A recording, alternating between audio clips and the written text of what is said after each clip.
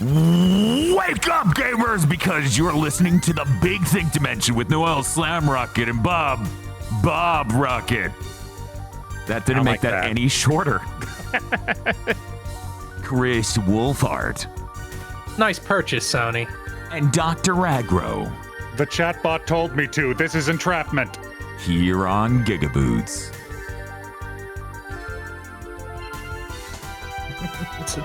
So I have a couple things to start us off real quick. Okay, sure, yeah, let's go. What's up? First of all, it is currently Steam's Ocean Fest. Yes. Skull and Bones is on sale for $3. That's such a value. That's less than $1 per A.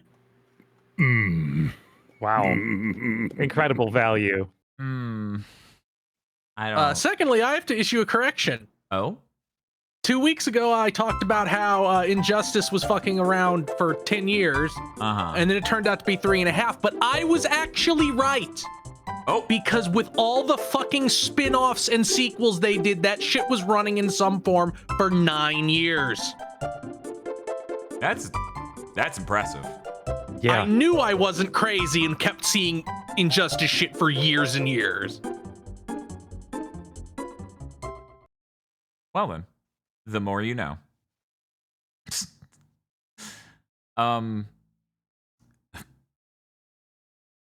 Bob. Yeah. We went to the European market on that one day you were busy and couldn't go with us. Oh, yeah? Yeah. How was it? They were out of lion bars, so I was destroyed, devastated, ruined. For people who don't know, lion bars are delicious. They did have Iron Brew, though, so I think partway through this podcast, I'm going to crack open an Iron Brew. That's great. It's good. Agro, did you ever end up trying one? Lion bars or Iron Brew? Iron Brew. I don't believe I have. Yeah, I think you escaped that GigaBoots Eats. Chris, you haven't tried it, have you? No. You should. It's really good. Bob, it basically tastes like being punched in the face, yeah. Yeah. Because it literally tastes like iron, which is your blood, so it just tastes like you have blood in your mouth. I don't... Really? Yeah. But it's orange. Mm-hmm. I don't understand. Is that not a desirable taste for a carbonated beverage for you, Bob? Not particularly. I didn't know its slogan was made in Scotland from girders. That's awesome. Yeah, apparently in that country, that's more popular than Coke, and apparently that's an insanely rare thing for any soda to be more popular than Coke in a country. That makes sense. Coke is the biggest thing over there. I mean, Coke is basically the closest thing humanity has come to inventing ambrosia. And yet they still go, is Pepsi okay? It's like, yeah, I guess. It really... straight Coke is nasty and Pepsi is better. Oh. I feel like Pepsi gets less okay every time I try it. I don't know. Maybe it's just the places around here, like the Sam's Club has it in their soda fountain, and I feel disrespected when they're out of Dr. Pepper because I have to drink their Pepsi. That's awesome. In my experience, fountain Dr. Pepper is usually bad. It certainly beats their fountain Pepsi, which I think I might just like bottled and canned Pepsi more. Yeah, I don't know. Bottled or canned Pepsi is so disgustingly sweet, I don't like it. I much prefer the tampered sweetness of a normal Coke if I have to drink any of these. Diet Pepsi is fucking ass, though, and it is not an acceptable swap out for a Diet Coke. That is disgusting. No, Diet Pepsi is pretty bad. I went to a Vietnamese place a couple weeks ago, and I asked them for a Diet Coke, and every time someone came up, it was like a new server who asked if we wanted refills, and every time I'm like, Diet Coke. I'm like, man, this tastes like fucking shit. We're leaving the restaurant, I look over the counter, it's a fucking Pepsi machine. My God. That many people heard me say Diet Coke and then didn't question or make me aware at all. They didn't go, is Pepsi okay? They just went, here you go, pig. This is good enough for you. We got some news this week. Like I changed my hair and eyes. Bob, why didn't you notice? Why don't you notice these things about me? What the fuck? I wasn't aware I was supposed to point that out if I had noticed. You're supposed to compliment You're supposed to compliment me on it. I see. Were you in one of the zones where Coke just means any kind of soda? Fuck no. People keep telling me that's what the South is like, and I've never encountered it. Me neither. Right? No. If that was the case, yeah, then they would be like, that what was kind of Coke? Right? It's weird because I lived through like the shifting of my region from a Coke region to just a soda region. In what people call it. Hey, listener, did you know that the Wing Commander movie from 1999 has both the actors for Shaggy and Fred Jones from the live-action Scooby-Doo movie in it? I feel like I should have seen that movie before Scooby-Doo, because that's all my brain's gonna do. That was the most deranged non-transition I have ever heard. It's not leaving my brain today. It's all I can think about. And somehow that is less star power than the games ended up having, with them having Mark Hamill and Biff from Back to the Future. And John Rhys-Davies. And more. Malcolm McDowell, I believe, is in one of them. Yeah, they're so weird with how star-studded they are. Oh, yeah. No, they're like, we have FMVs now. Let's get fucking Mark Hamill. Let's fucking go. In chat, who starts a conversation like that? I just sat down. Me? Hey, Bob. What's up? Good news. You may recall last year at some point in time, Retro Achievements fucked up because the PS2 emulator did a save state, so it gave me softcore achievements during my many runs of Tony Hawk Pro Skater 3. I have finished redoing all 8 runs I had to redo to get those achievements correctly hardcore. And now, finally, I only have 2 more runs of the game to go to be completely mastered. God. But one challenge lies between me and the full mastery that isn't those 2 runs, Bob. What's that? I have to get every goal in the Sean Palmer snowboarding game that they included a demo for on the disc. What? That's a part of the achievement demo set. No, you don't need to go complete that game for some reason and then come back. No, but Jesus Christ. The thought that they're like, okay, you're so maybe good, you'll get such a taste, you'll do it. Yeah, maybe you'll be so good. Snowboarding's just as cool as skateboarding, right? Absolutely. They were both in Rocket Power. They were both in Rocket Power. What did you say, Bob? They kept trying to push that for a few years. Oh, yeah. Anything that could be an extreme sport will take off as much as skateboarding. And when I was at the game store picking up something for the Wii Balance board, I guess it was Wii Fit, the dude kept trying to sell me the snowboarding games. He's like, oh, they're great on the balance board. They're incredible. You need to buy all of them right now. I mean, if anything was, I imagine it would be. Yeah, that does seem like the best suited for that. Yeah, there have been some great snowboarding games. So check this out. I'm like, let me go look up Sean Palmer. Make sure I got the right guy's name. Bob. And now you're audience, on a list. Brace yourself. This is the picture for Sean Palmer that pops up on Google. It says Sean Palmer, American snowboarder, and then he's just looking at you like that. Oh, whoa! What happened? He's very upset that someone is taking this photo. Like, so I think that he hurt his eye. I assume he's just making a goofy face. I think all the other pictures are kind of normal. Yeah, they're pretty normal seeming. I don't think he has a Columbo glass eye, but maybe. Is he also a surfer? I'm sorry. No, that's Shaun White. Shaun White, okay. Yeah. Did they do a Shaun White's Extreme Surfing? They did. Yeah, I know that one of the snowboarding guys also does skateboarding. So that's Shaun White. I don't know that I've ever seen a surfing video game. Yeah, right. Kelly Slater's Pro Surfer. Oh, wait, yeah. Shaun White's also I need to look into that. I don't really know how that would work. 1 second. And then they made Wakeboarding Unleashed with Sean Murray. Sean Murray's. There are 3 Seans! Why are there this many Seans in extreme sports? This is wrong. Okay, Bob. Man, they made all of these spinoffs, and I've never seen a single fucking soul talk about anything but Tony Hawk. Shaun White is both a snowboarder and a skateboarder. That's the one I was thinking of. He's the most famous one, I believe. Sean Palmer is a snowboarder and a skier. Oh. And Sean Murray, is that what you said, Chris? What did you say the guy's name was? That's the surfer. But Sean Murray's also the name of the guy from fucking No Man's Sky, No Man's right? Sky, yeah. Oh my god. Yes, and Shaun White's skateboarding is a game, but it's made by Ubisoft. Mm-hmm. Yeah, Ubisoft did the other Shaun White game too, I think. So Noel, do you have to play the Disney skateboarding game that uses Tony Hawk shit? Yeah, that's just straight up the Tony Hawk 4 engine with all the sound effects and everything still in there. Really? Yeah, Masami's doing that for the GameCube challenge right now, and I was thinking about doing it yesterday, but instead I want to close the book on fucking Tony Hawk Pro Skater 3 before I move on to baby's first Tony Hawk Pro Skater 4.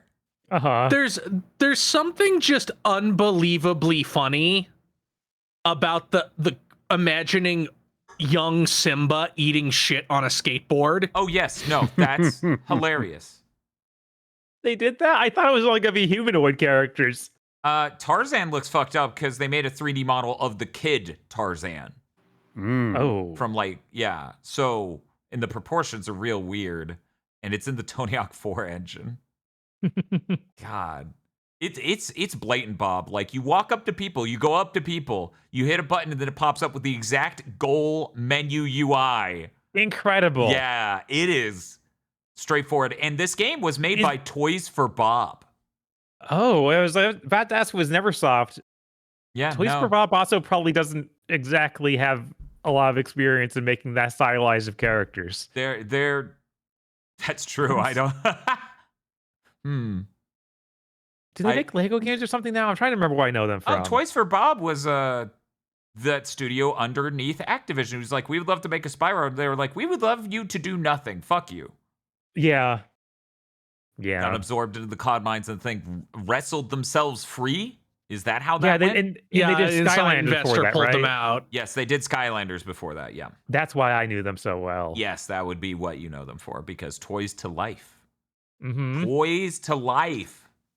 You can play as Rafiki. That is really funny. I'm just imagining him like pulling open the pomegranate and getting the juice and drawing on the tree wall, but it's him doing a 900.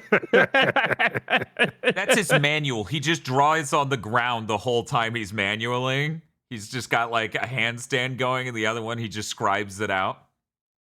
Sick graffiti, Rafiki, and then all the skaters come up and clap. God, could you imagine they had NPCs in the game and they just looked like the Tony Hawk 4 characters? Yeah, and they still do the ginger. Yes. Yeah. Clap, clap, clap. Whoop, whoop, whoop. I'm not wearing my hand camera right now.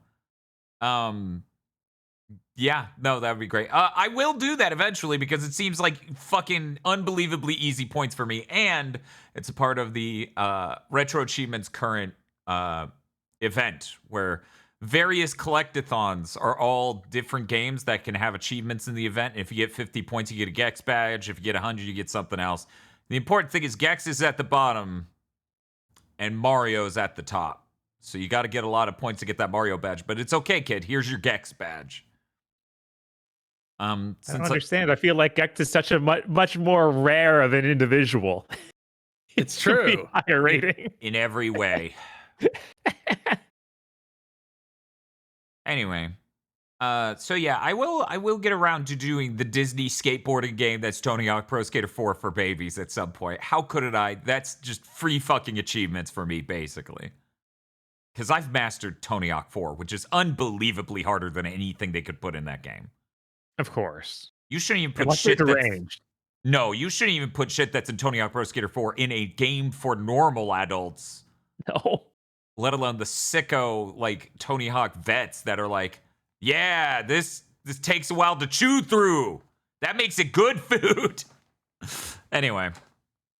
So, I did that. I only got a couple more runs, and then I got the fucking Sean Palmer snowboarding shit. And then I'm finally out of Tony Hawk Pro Skater 3 after what I think was 9 or 10 months of just doing a couple runs every now and again. 100%ing the game.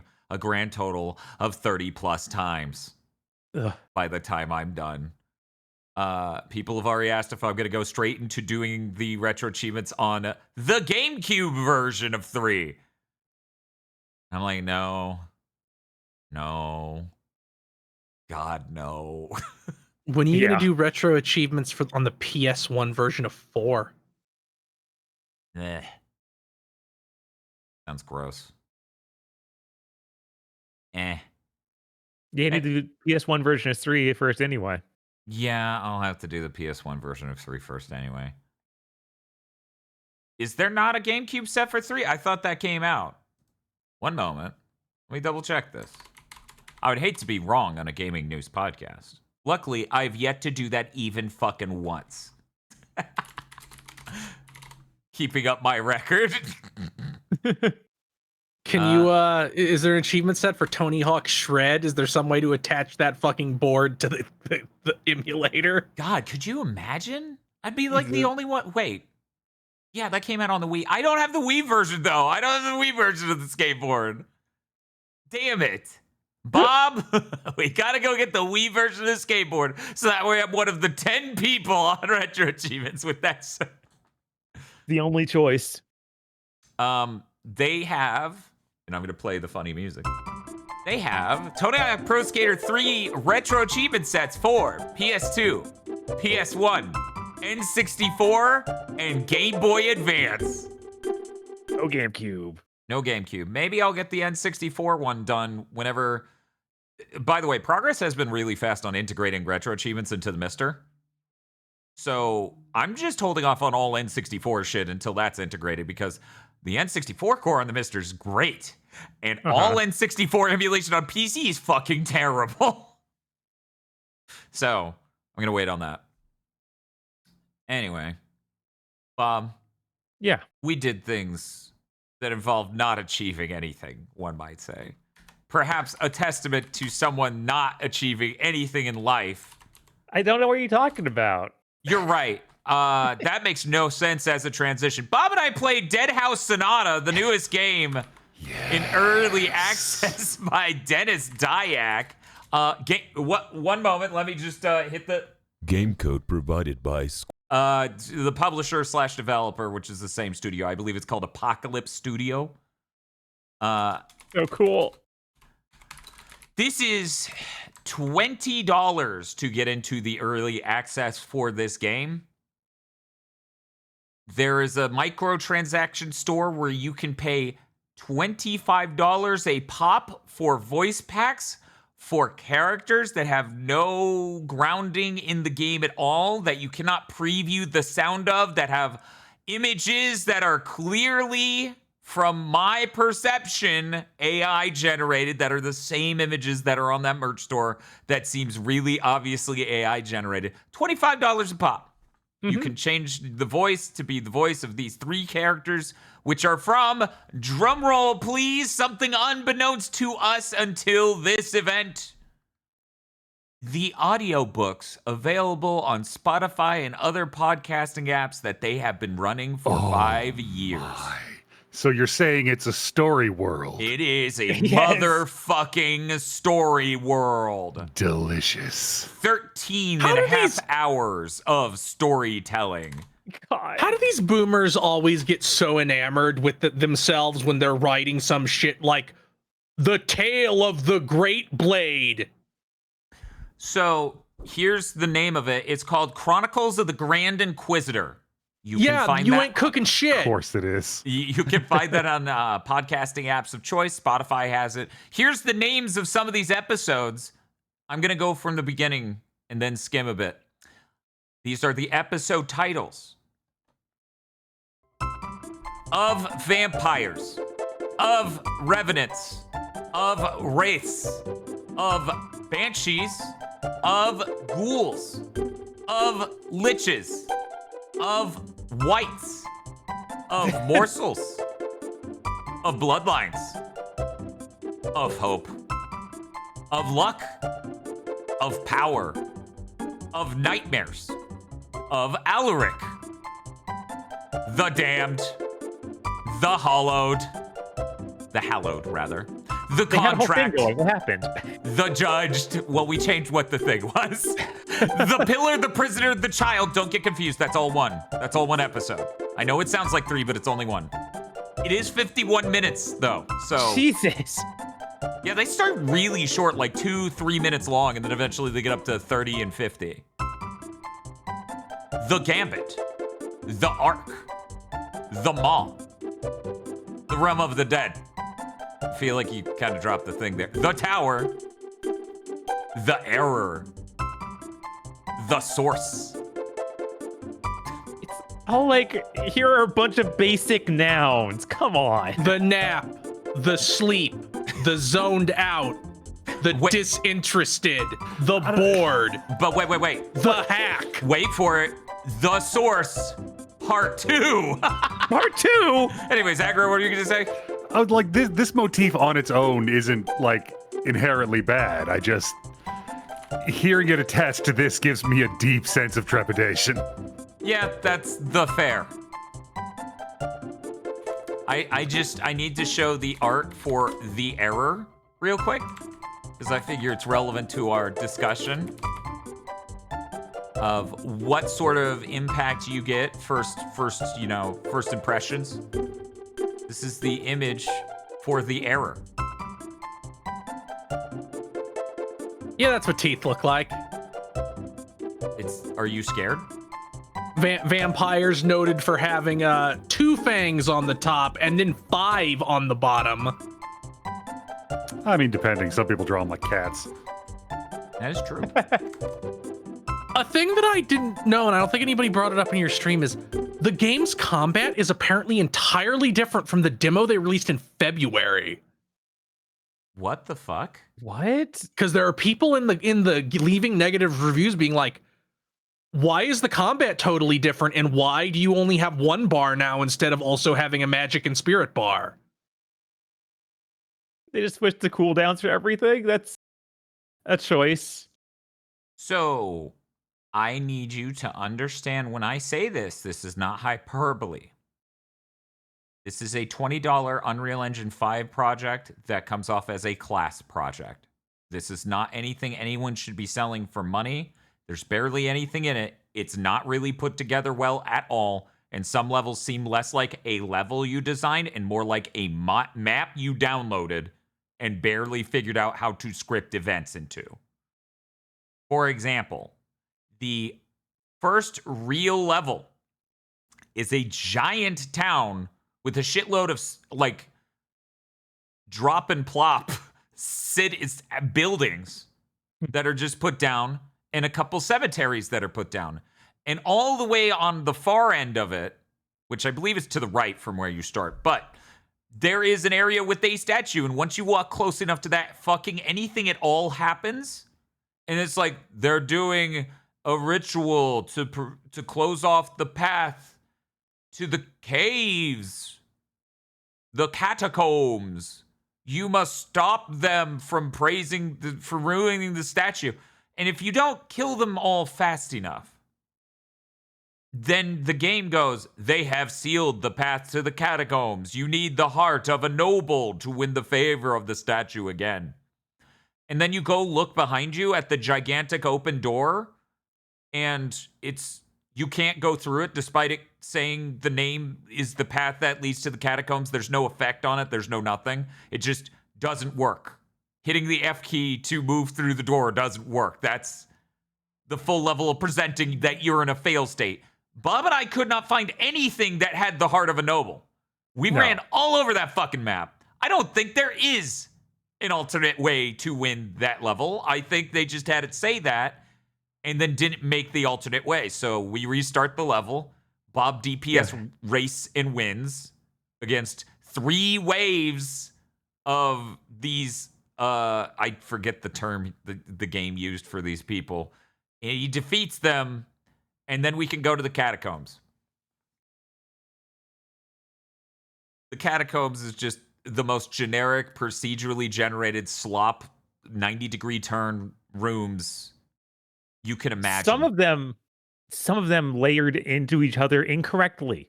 Uh-huh. So they literally pasted another room inside of the room, and it's just it's blocked off and doesn't work right, and it looks Yeah. terrible. Yeah, it's like the bottom half of a room was clipping through the ceiling permanently and just made it literally impossible to walk in certain areas because there should be shit there in that other room parts, that should have been above, but is now the upper half of this room. right? In other parts of the level, are just straight up. You can see into nothingness. You can see through the world. There's at the end of this level, it was like, oh, we needed to find the 4 bonfires to activate the boss that's just standing there and full of energy. Yeah, but, like he's zoned out. Right, he's literally there, and you can't interact with him. Yeah, He's just it even hanging highlights out. it with the name and everything. We walked past him, and there's like a tunnel of light that obviously would lead to the next area. So we ran in there to see what it would do. We just fell, and then it respawned us all the way at the beginning of the level. Yes. This is A very- $20, and they are selling hundreds of dollars of microtransactions. It's insulting even to call this early access. This is It so is. far below what you'd expect from any game in early access. Mm-hmm. Yeah, it's completely insulting to us and completely lacking in self-respect for Dennis to have signed off on this at all. Mm-hmm. Like, I don't believe Dennis Dyack is a man who has repute that anyone remotely recognizes as it comes to having a pedigree of any sort. It is 2026. The last time he shipped a game that was critically enjoyed was Eternal Darkness. Right? That was only 24 years before this. Yeah, that's all. That's all.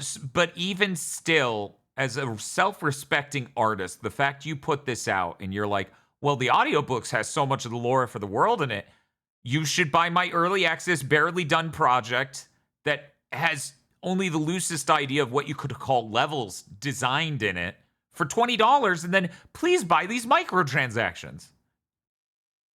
So there's so many of these audiobooks. They all have to be written by ChatGPT, right? I don't Some know. of them are so early, I don't think so, but it feels like that almost certainly is what they switched to. I mean, given that the merch store is full of shitloads of Oh products yeah, I guess with so AI many of art. them were too early. Yeah. I guess the early ones have to also be voiced by a human being. They Right. are insisting that all of these have, what was it? I believe their phrasing was something along the lines of world-class cast. The latest episode has one listed actor. I guess he's monologuing. There are some episodes that have multiple listed actors. The recent ones apparently are just all one voice actor. Well, I hope he's famous. I have a lot of interesting lore to talk about. Please sit down and listen. I have for to wonder, 50 minutes. Aggro, you have to listen to this in time for next week. Don't Sure, do they give me the cost title. money? No, it's on Spotify. Oh. Chronicles of the Grand Inquisitor. People are making jokes that originally Dennis thought it would be. I can't remember if it was Bob or Chat. That Dennis would have named it Chronicles of the Grand Wizard. And people were like, Dennis, no. No, Dennis. You also only have, I guess the idea in this game will be eventually have multiple classes or characters, but all they have done now is you get to play as this bald vampire. Even with microtransaction, you cannot give him hair. In fact, no one has hair. All the enemies are also bald. Yep.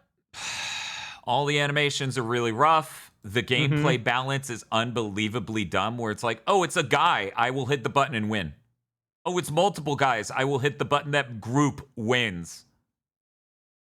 It's not, these aren't exciting skills. You just instantly lock in and drain all of their health either by biting them or by lifting yourself into the air and sucking their blood out. Or you accidentally hit the spin to win button and hit the lift into the air to suck their blood out. So now you're several feet off the ground spinning and hitting no one. Yeah, for some reason, one of your main attacks is just spin. Uh-huh. It looks really goofy. It's a really cool ability. But yeah, no, this is extremely shameful. Like, I cannot imagine why you would go through with this. You have to have had, at some level, an idea or thing. The only type of person who makes something like this in my trying to understand it. Is someone who's enthused about the idea of getting a project shipped more than has any core ideas about what to do. Because this is so unbelievably nothing, right? Like, there's nothing that is the thing with this game. Other than they're going to add co-op sometime soon, they say. And it clearly has some weird level of scripting that means it may have been designed from the ground up. Who knows? Yeah. We'll see how online works in this barely functioning video game. $20, by the way. I think my favorite part was it gave me hope for how bad the rest would be in a funny way. Yeah. In the first level, this tutorial level, they literally have a button you can press to see a video where probably Dennis, maybe someone else from the dev studio, just explains to you how to actually use this menu they made really badly. Yeah, it's genuinely the same vibes. It's really that bad. It's the same vibes of one moment I'm gonna Skype you a screen capture of me doing it on my computer. Oh my God, no! Putting in a video explaining how to use your menu has to be the moment you realize. It even starts with, because they put the device you use easier to get to than the item you need to use it. They, at the beginning of the video, show, okay, first go over here and get that item and then come back and do this. Yep. It's like, whoa. Many problems happened and we've only started this video 10 seconds ago. Yeah. Yeah, so, and like, this is the very beginning of the game, and they've already established this tone. It's like, the tone is this narrator reading these tomes, these obelisks, and they have like lore in them, and he'll read a little bit of like, oh, this is this area, and this is how it is. And something like the 8th one is just, hey, it's me, it's just me, Dennis Dyack. I'm just trying to tell you how cool my tarot crafting system is. I just go over to the anvil. You got that item before this, right? Right? You did that? Okay, anyway. Yeah, go over to the anvil and just craft a new thing. And I'm like, what the fuck?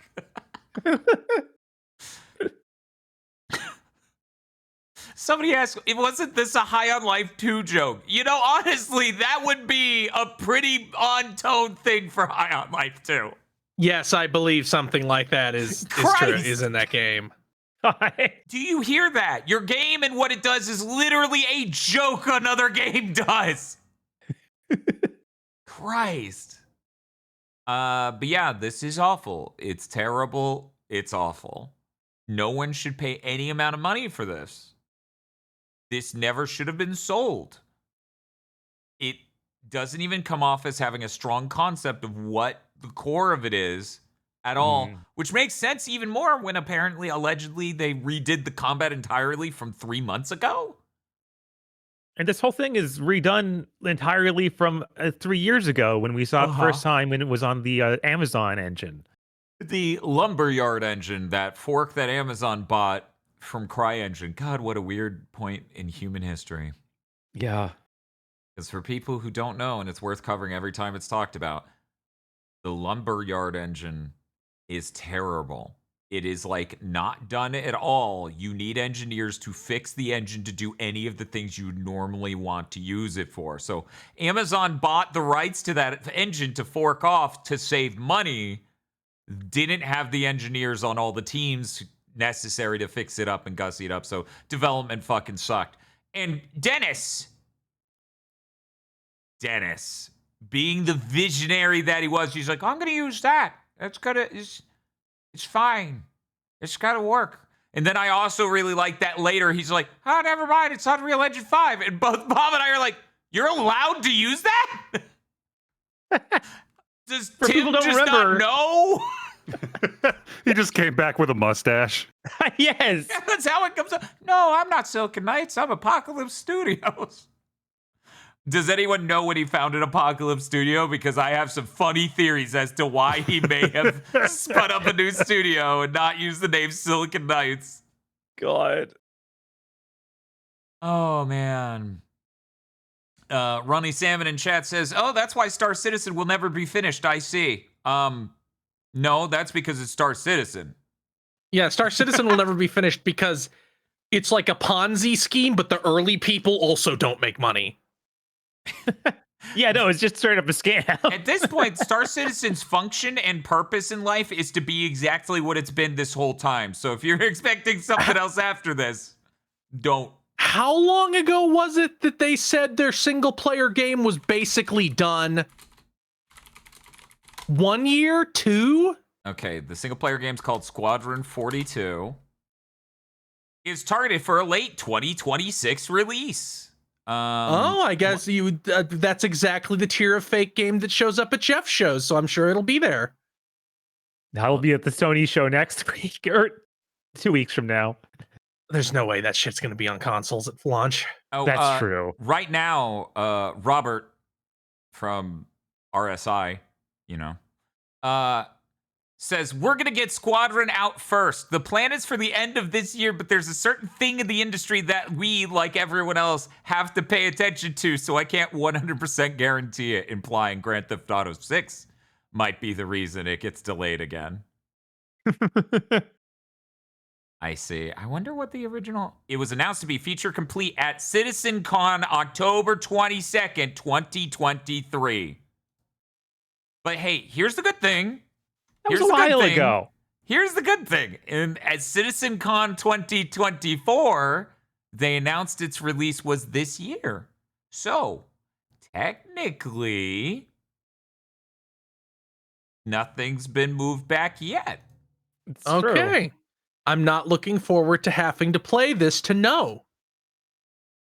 I have to play this. CitizenCon honestly sounds like a con artist thing. Like it doesn't. It no longer sounds like a convention. I mean, I Good assume news.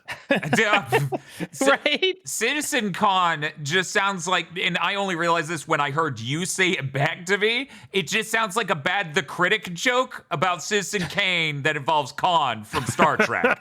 Yeah, that too. That's such a dumb joke, and I hate that it's in my brain now. The Critic has done damage to me. Anyways, that is it for us. Well, unless you had other things you wanted to say about Dead House Sonata, the new early access game for $20, possibly hundreds, from Dennis Dyack and crew. No, I don't think there's anything remains that needs to be said about that nightmare. Okay. Do not purchase it, no matter what. What about the mug? Can I buy? No, absolutely not. Don't buy their mugs. Jesus. But the Lich mug is so strong. It has so much more in common with the worst of the demos I play for like Steam Next Fest when I go looking for literal trash because it's funny. It's worse than most of those. Yes, as I said, it comes off as a student project. This doesn't come off as anything anyone who shipped the game should have been okay with shipping, like at all.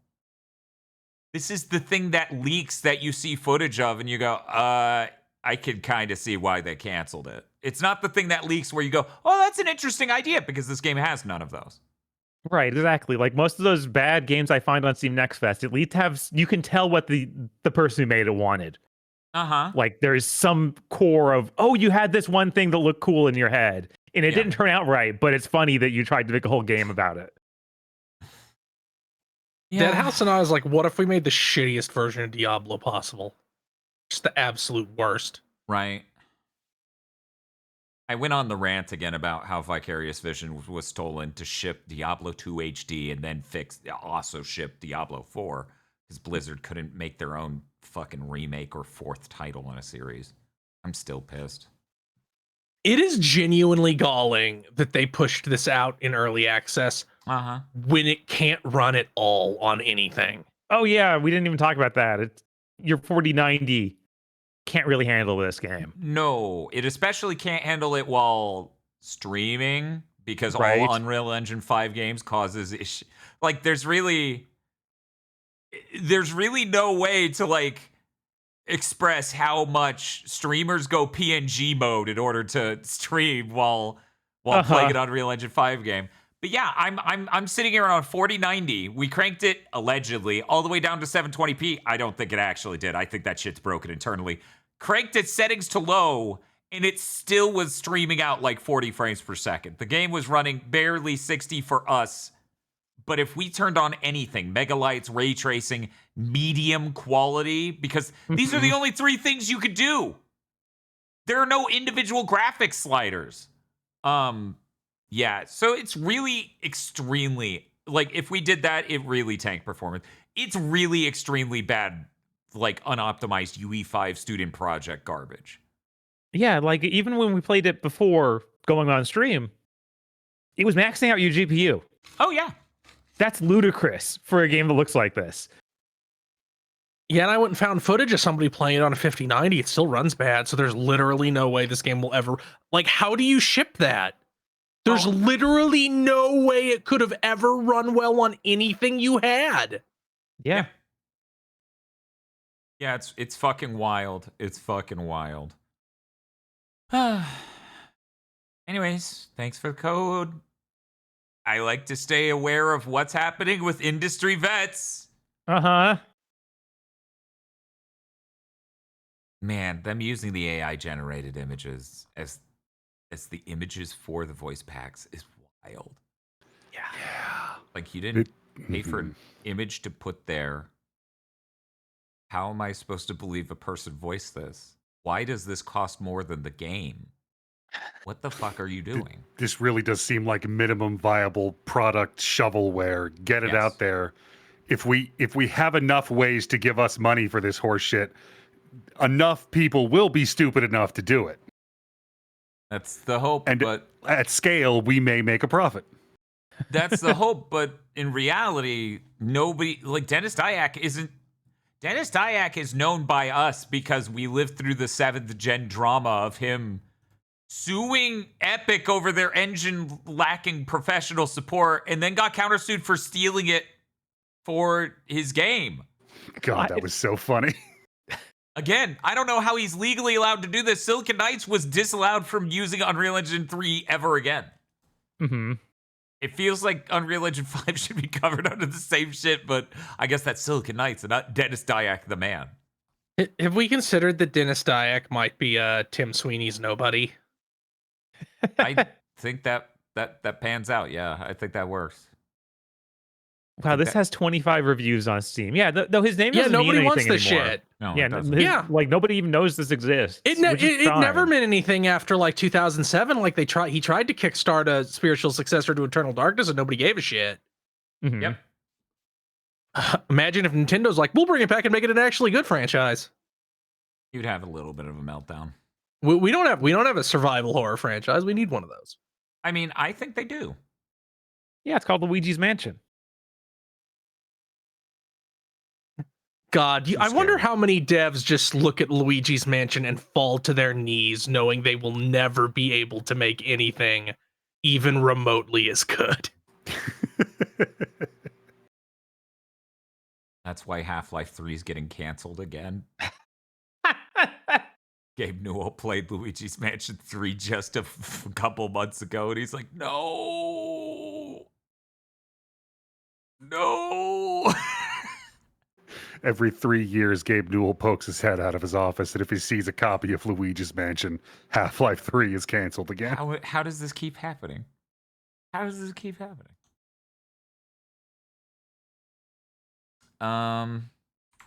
Yeah, let's move on. Let's talk about other things we've been playing. Much better things. Like Bob and I played the PS3 version of Shadow of Mordor. The Middle-earth game? The Lord of the Rings game? You know that one? Uh-huh. Yeah, everybody knows that one, right? Uh-huh. How is it that you somehow played the 2 worst performing games you will ever play in the same weekend? Yeah. That is impressive. I believe Middle-earth is hyphenated in the title, but let me double check. That seems to be what they usually go with Middle-earth. Yes, okay, but it is lowercase e, seemingly. No, that's uppercase. Okay. In a few different places. And lowercase in others. Fuck. Anyway, we are going to spoil the ever-loving shit out of Shadow of Mordor. If you have not played the game, and you're like, oh, I need to myself because I really love this thing that is just a shitload of late 7th gen, early 8th gen tropes. You should skip the part now, okay? Okay. Don't worry, if you're a fan of Lord of the Rings, you aren't going to like this No, either. you're gonna be So you fucking don't need to worry about pissed. spoiling it from that angle. Hey, Aggro. Uh-huh. The ending of this game. Just straight Because- to that. Oh, yes. Because it's the most interesting part. The ending of this game is because the PS3 version doesn't have a true nemesis system. Right. You storm a beach, and there are a shitload of Uruk at the far end, and it goes, defeat your nemesis. And we're like, who? What? Where is there a beach? We took a boat to a beach. There's an island. It's off of the shore. Oh, okay. We went to the shores, and then we went to the boat, and that boat went to the island. That's not important. Yeah, in Mordor. It was grassy and green at the shores in Mordor. Keep up! Anyway. So, it says defeat your nemesis. And me and Bob are just like, who? That didn't happen in this game. And when we get up the beach, it shows us some fucko who ran from a random battle hours ago. Yeah, it's supposed to be whichever one killed you the most. Uh-huh. But they didn't build the nemesis system. When we killed Right. people in this one, they just stayed dead. So we ran up and it's like, hey, yeah, fight that guy. Remember him? And I'm like, yeah, he ran away like a minute into a battle. What the fuck? Sounds like a Venture Brothers bit. It does! So, we defeat him. Holy shit. We defeat waves of enemies around him, basically, like 20 guys.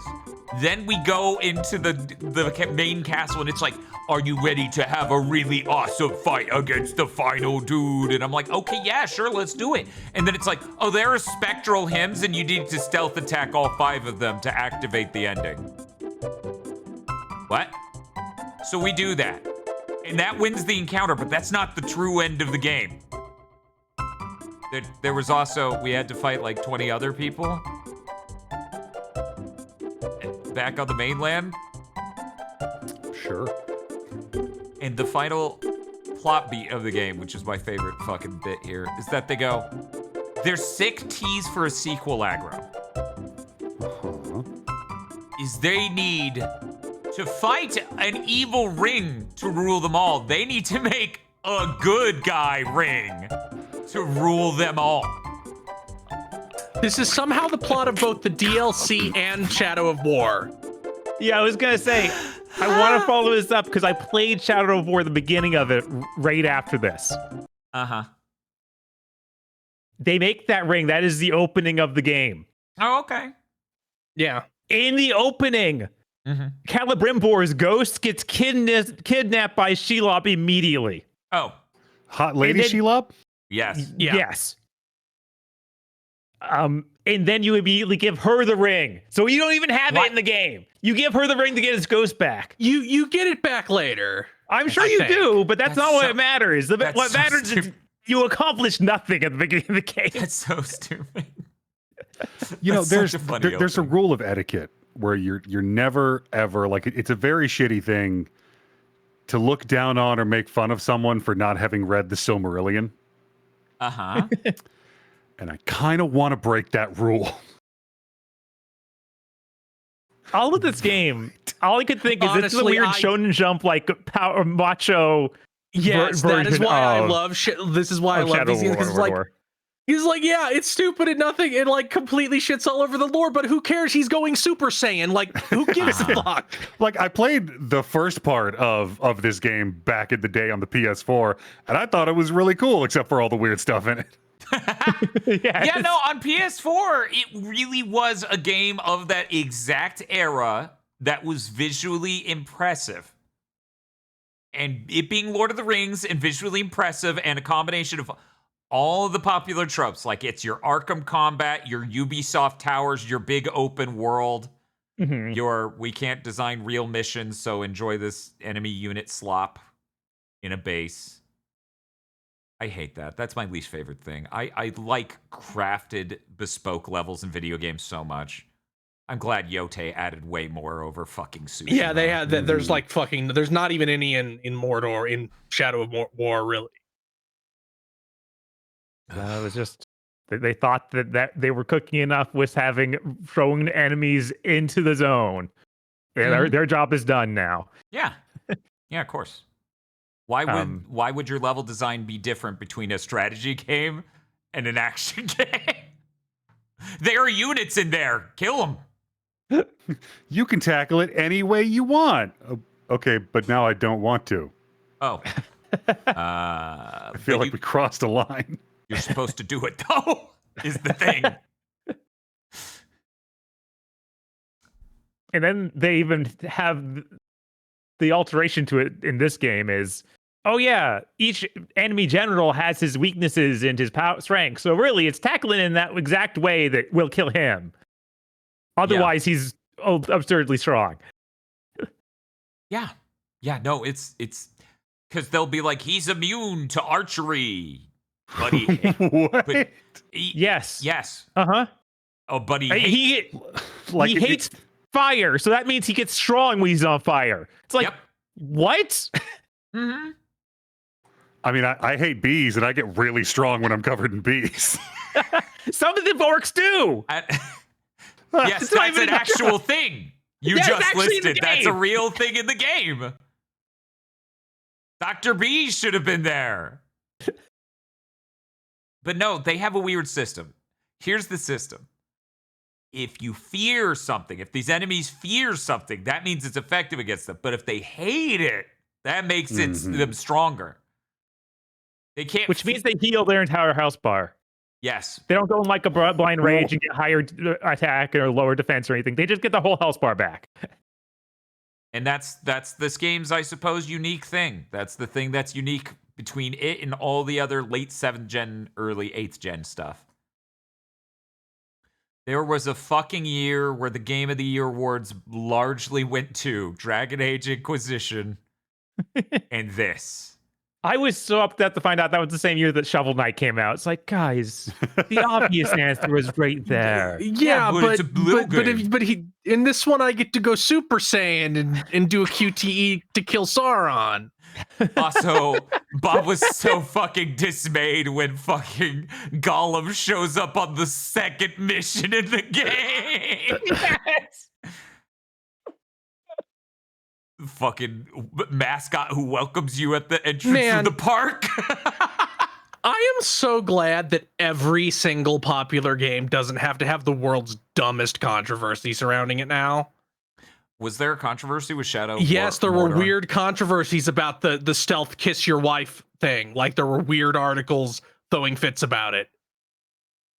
Yeah, I actually don't remember this, but you said that in chat. I'm like, what the fuck? And then what?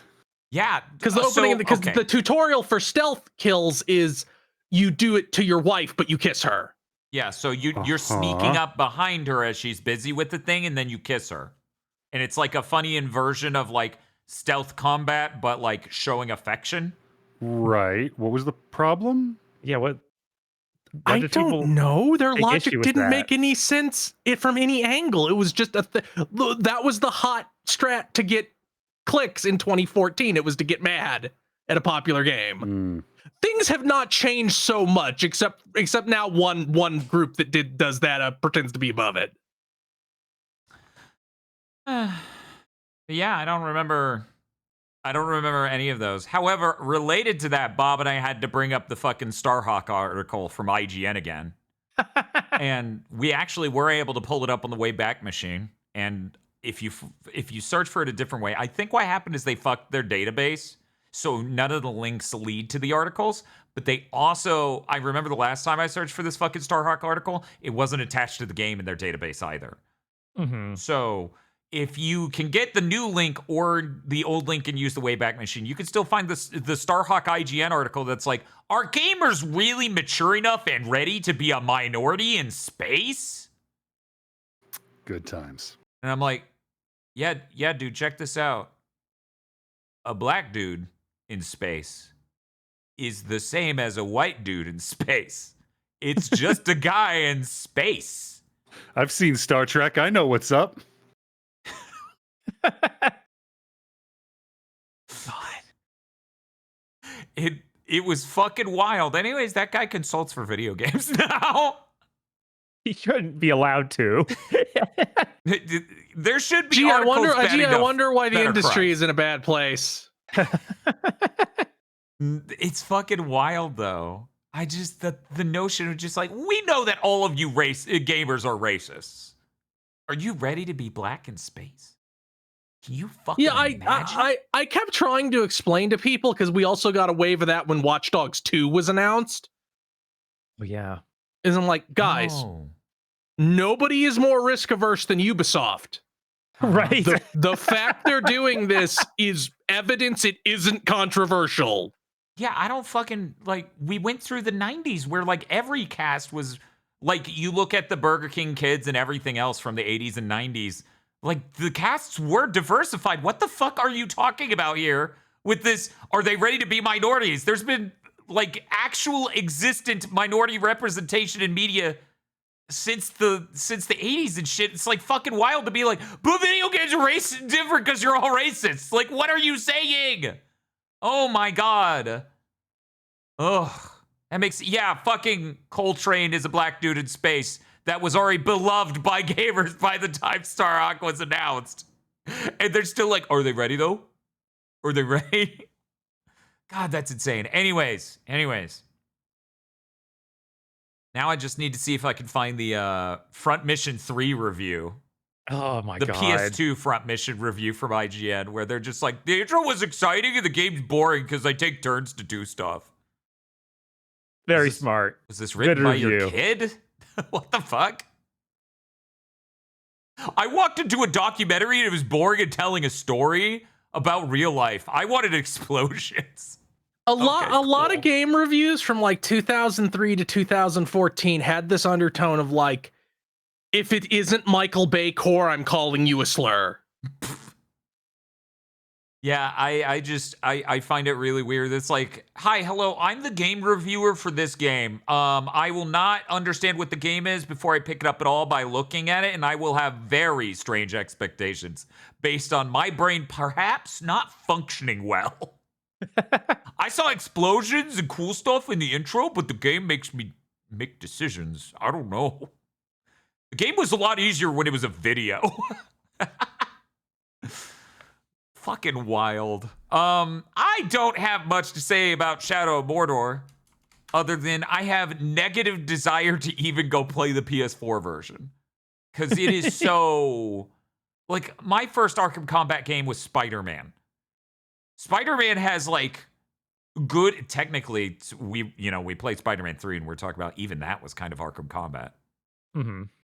But anyway, the Insomniac Spider-Man game, or as they call it, Marvel Spider-Man. Stupid fucking name. Yeah. It has interesting ideas at any level of what to do with Arkham Combat. This is so stripped back in comparison because you have multiple devices that have different effects on enemies strategically and in other goofy ways. This had none of that. Like, yeah, this is probably the worst playing of the Arkham Combat games that has like official backing, like is a high budget game. Like, oh wow, really?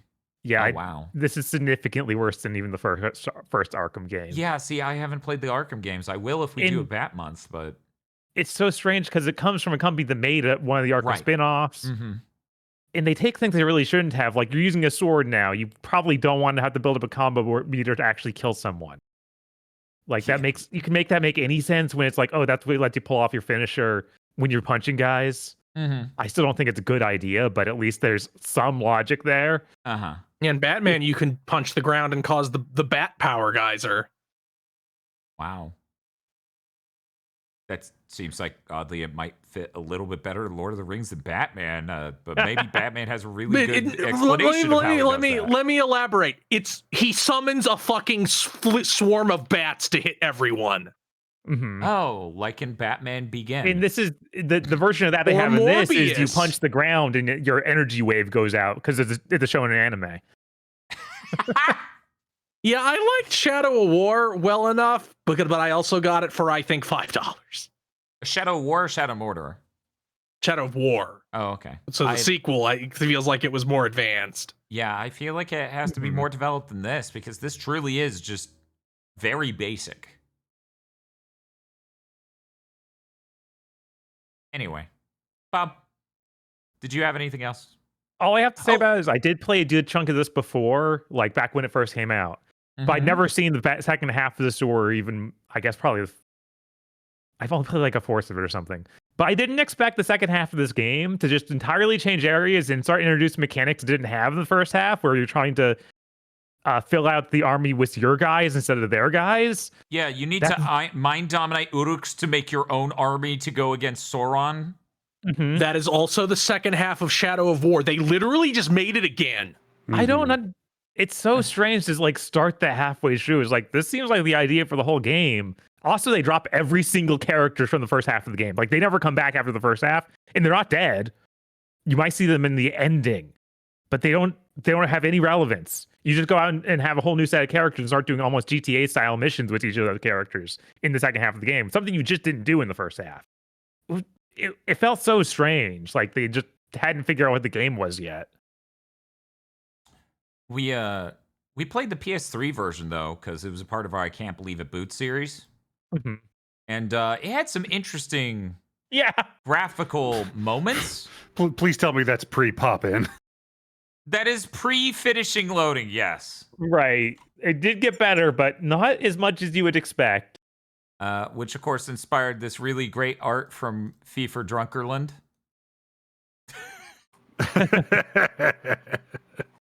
That's pretty fucking great. Also, and this is the funniest thing that could be a glitch in a shipping video game. This should have been enough to not ship the video game, if you ask me. Keep in mind, we're playing on the patched version. This was 1.02. This isn't even just what's on the disc, and that patch was 1 gigabyte, which is crazy huge on PS3. Right, nobody did that. The moment you get in combat, it starts playing the combat song. In aggro, it never, ever stops.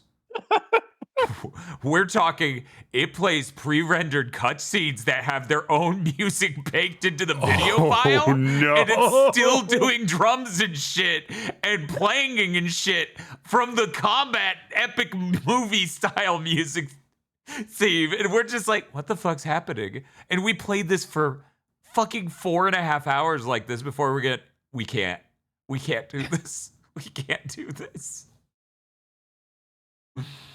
Ugh. Terrible. Horrible. Absolutely rotten. People just don't forget how cruel game companies could be back then with oh yeah, here's your port, $60. Yeah. This is good enough for you. Keep in mind, PS4 had only been out, I don't even think 1 whole year by that point, before they were just ready to take a shit on any PS3 owner. Truly the Tony Hawk Pro Skater 3 on PS1 vibes. Actually, no, that's way more functional. It is. I enjoyed that game. You did. Even if it wasn't good. This isn't even as good as Tony Hawk's Project 8 on PS2, which is a similar thing of next-gen game backported to last-gen console for simultaneous launch. That's a lot more functional. As it turns out, it doesn't play a combat theme through cutscenes for the entire video game and have absolutely absurd pop-in. Oh yeah, and every time we pause, it has to load for like 10 to 20 seconds. At least. Yeah, that was one of the worst parts of playing. We'd be like, it was okay, brutal. We got to check where we're going, and then it would do that, and I'd be like, ugh. By the way, here's Digital you picked up a Foundry's- collectible. Gotta load for 20 seconds to bring up the menu to look at the collectible. This is Digital Foundry's comparison across the 3 platforms back then. Why does the 360 look so different? I don't know. What did they do there? That is wild. Also, it runs better there than on PS3 because, oh my god, it runs like fucking shit on PS3. That shit literally was hitting like 1 frame or 9 frames a second at some points. Only barely playable. Uh-huh. It's bad enough that the PS3 controller like has an insane amount of latency. and then you're dealing with frame rates like that. And I'm like, and animation systems like that. And I'm like, man, this fucking sucks. God. That's one thing that certainly did not get better in Shadow of War. That is one of the most miserable feeling games I've played. Like, that has the highest input lag I've played in years. Sick. It sure does. It sure has the feeling that you're stumbling around drunk all the time.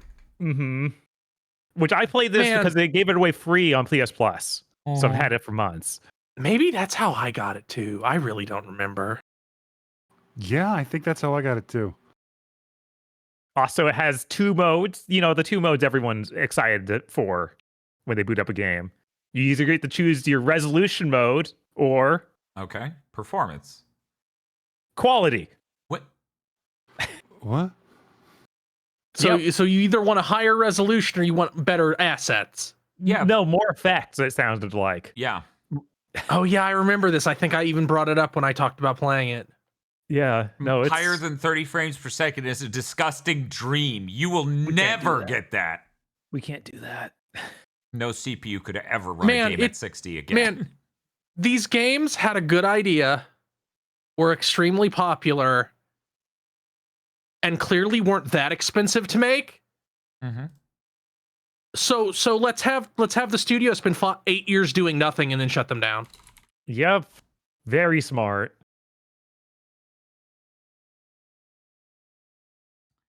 Very smart. One of the things we realized in the middle of playing, or I realized in the middle of playing, is the PS4 has 8 gigs of RAM, equally usable as VRAM, right? Mm-hmm. The PS3 has 256 megs, which already sounds bad because that means you have like a 32nd as much, I believe. But then you also need to carve out the extra memory for the respective OSs because, of course, the cross media bar has like 32 of those 256 megs or something. So they're fitting this game on something like 3% as much VRAM, which is wild. Should have had their ass porting things to Switch. Right? Shit's crazy. So what happens from that is you end up with a lot of situations, and this captures from a different website, but a different YouTube channel. But you go from having a lot of foliage and detail and higher res textures to N64 flat plane. Yeah. Yeah. No, it's hideous at all times. It's truly impressive how much they melted this game down. So, as people may recall, on our current Donathon goal list, we have one more I can't believe it boots. And that is for Cyberpunk 2077 on a vanilla PS4 versus PS5 Pro flop swap stream. And I think that'll make us literally ill. I can't. Yeah. The frame rate's gonna crater. The input lag's gonna skyrocket. The fucking game's gonna look like melted ass. Oh, and by the way, we're not updating. We're running the on-disc version of Cyberpunk 2077 on a PS4. We don't need updates trying to save this. No. So that will give this a run for its money. But outside of that, I don't know that there are many things that could. Maybe, though. Maybe we'll find a stronger contender someday. Hey, Bob. Yeah. Anything else you want to say about Shadow of War? Or Not Shadow of Mordor, War? but I have a few more things to say about War. Okay, yeah, go ahead. I think the story might be stupider somehow. Does involve turning Shelob into a sexy lady, which is kind of funny. Yeah. I think that's a thing that she was always implied to be able to do, but then they actually did it. So, Bob, what is... Oh, aggro? Yeah, I I know. was just like, look, Lord of the Rings has soft magic, but I don't think turning into a sexy lady was a thing Shelob ever did. Until I don't know. now. I haven't read all that other shit. I should probably do that at some point. So like I was saying, the story is you give Shelob the ring to get Celebrimbor back. The game at least immediately has a more interesting area you're in. You are in a city that's much like the cities from the end of Return of the King. It's like, let me see, I wrote these down. It's a fortress that becomes Minas Morgul. And it looks like Minas Tirith, which is the one from Return of the King. Okay. Which is a lot more interesting than Field and Darkfield. And the shores. I think like there's also enemy fortresses. Which were there any fucking enemy fortresses in Shadow of Mordor? I think there's implied ones, but okay, but are there giant fortresses with traps and shit you have to siege? Oh fuck no. Yeah, no. No. We stormed a gate once. But the story immediately starts just rambling on about the Palantir, without explaining what that is. I haven't seen those movies in ages, so I completely forgot. Now it's just like the name of that company that does surveillance. Yeah. Because of course. So yeah, eventually I looked it up to find out what it was. I was like, oh. What is it? Now it's the orb that apparently lets them see anywhere in Mordor, so it's what the dark Saruman uses to observe the heroes in the Lord of the Rings movies. Huh. And it's what corrupts him. I mean, it's sort of. It's complicated. Yeah, I'm sure it's like a lot more complicated than I'm making it out to be. But they didn't even try. They like after an hour of playing, they're eventually like, it does this. I'm like, okay, thank you. Now I know why you want to get it. And they reach a point where they can't figure out what to do next. And the main character is me like, you know what? Let's go to get Shelob. She's gonna help. It's like, she just kidnapped you at the beginning of the story. What do you mean? That's fucking weird. Yeah, it's like they can't write. Also, I don't know what it is. Most of this game looks kind of ludicrously nice, but your main character's face looks terrible. Okay, I gotta look this up. And I'm like, did he look like this bad in the original game? I just couldn't tell because PS3, and I was assuming that he looked better on PS4.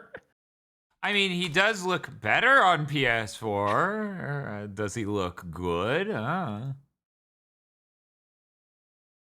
also think it's incredibly funny, this game. When you boot it, it's like, we're sorry about all the microtransactions. We've removed those. The game is going to be great now. Well, I'm glad they allegedly fixed that. Right. I didn't feel like I was nerfed at any point playing it, so I guess they did good enough. Right. I think they actually did tear out all of that stuff. I don't even know if you can go find the merchant anymore. It's gone. This is the best picture I can find of this man's face. That's you can't even see it because he's covered in Ghost Man. Did I take any pictures myself? I might have. But yeah, are we talking about the human specifically? Yes. Yeah, Talion's face is all fucked up. I think it definitely looks better in War, I think. Is this it looked accurate, terrible Bob? in War? No, I don't know why that's like that. Oh, because he becomes a ring wraith at the end of spoilers. Spoilers. Spoilers for Shadow of War. For Sorry, a game that's everyone. 9 years old. You were just gonna get around to playing that right after you. Also, I'm pretty sure I said this back when I played it like 3 years ago. Let's see. I did take a picture. I will send that in just a second. Okay. Sure. Throw it in Big Think.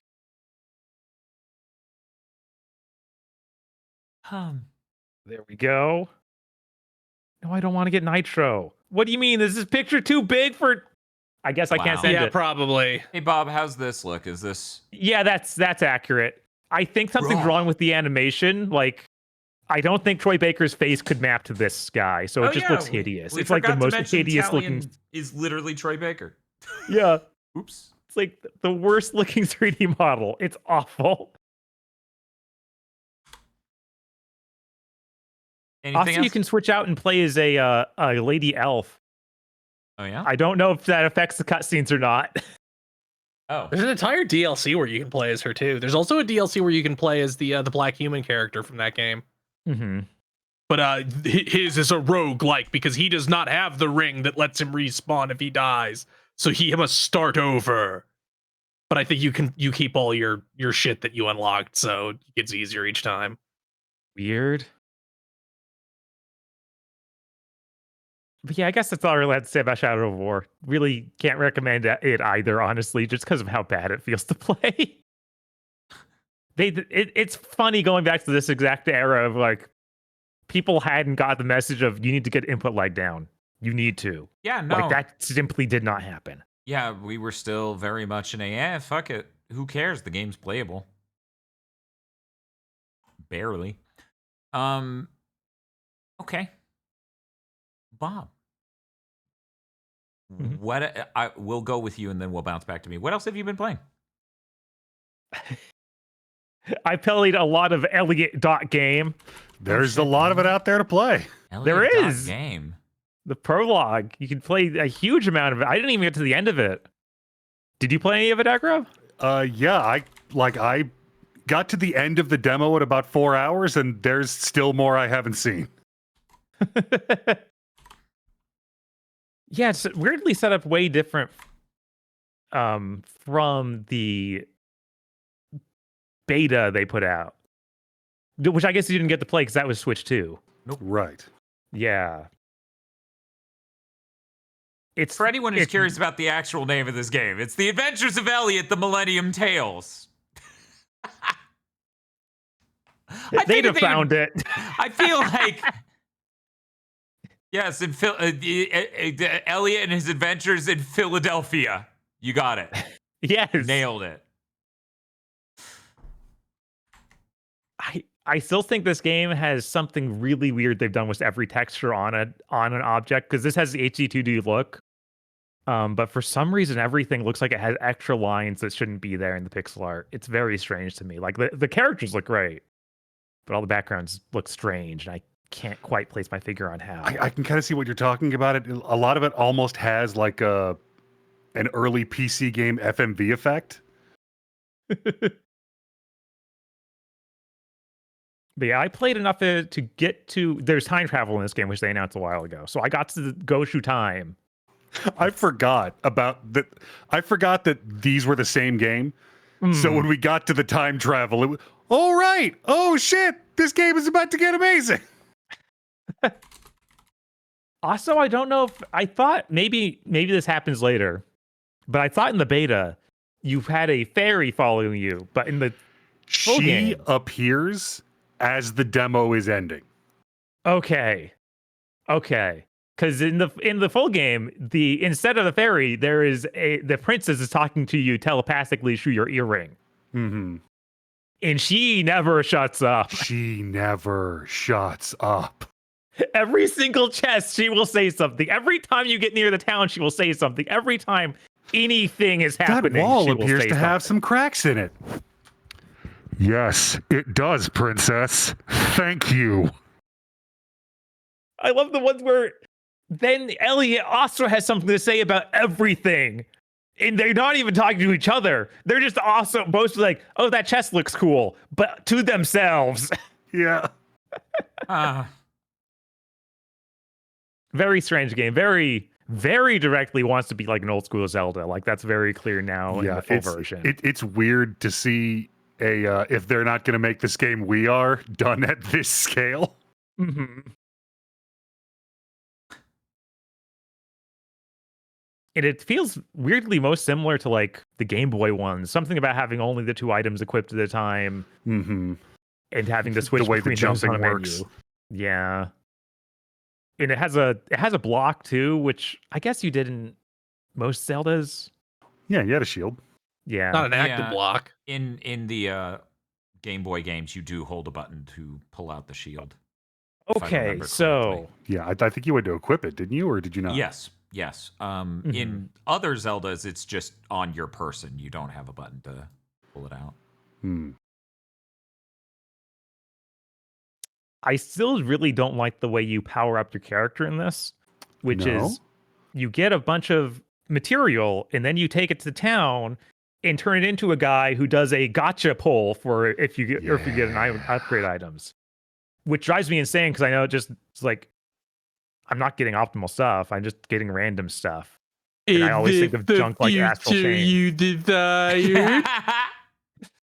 It's like where Astral Chain, Noel got like incredible pulls. Like, oh yeah, you got the thing that heals you every hit. And like, yeah, I got like nothing. Yeah, man, I got a thing that if I'm at full health, my spear, every time it attacks, a ghostly magical spear appears and does a second automatic attack. That's wow, great. That sounds great. I'd much rather just find upgrades.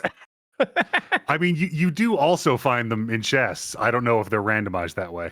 Yeah, I'm not sure if the chest ones are randomized. Hopefully they're not. Because, God, please, I need not everything to be random. Which that menu has a whole bunch more options that have been unlocked. Maybe some of that's narrowing the randomness or something. Yeah, I think you might get the ability to get weapon-specific magicite. Because right now you shove it in the box and it's like, you have 4 weapons. I'll give you whatever. They're all for the spear. Okay. I'm not using that, but sure, man. Oh, no, you got to use the spear because you get the extra magic attacks. And you also have the one where if you switch from a different weapon, the spear's attack, it's 40% longer. Huh. I did not get anything like that, but I didn't barely get anything for the spear. It was like, well, do you want to switch the spear? It's like, my sword's currently doing like an extra 20% damage. No.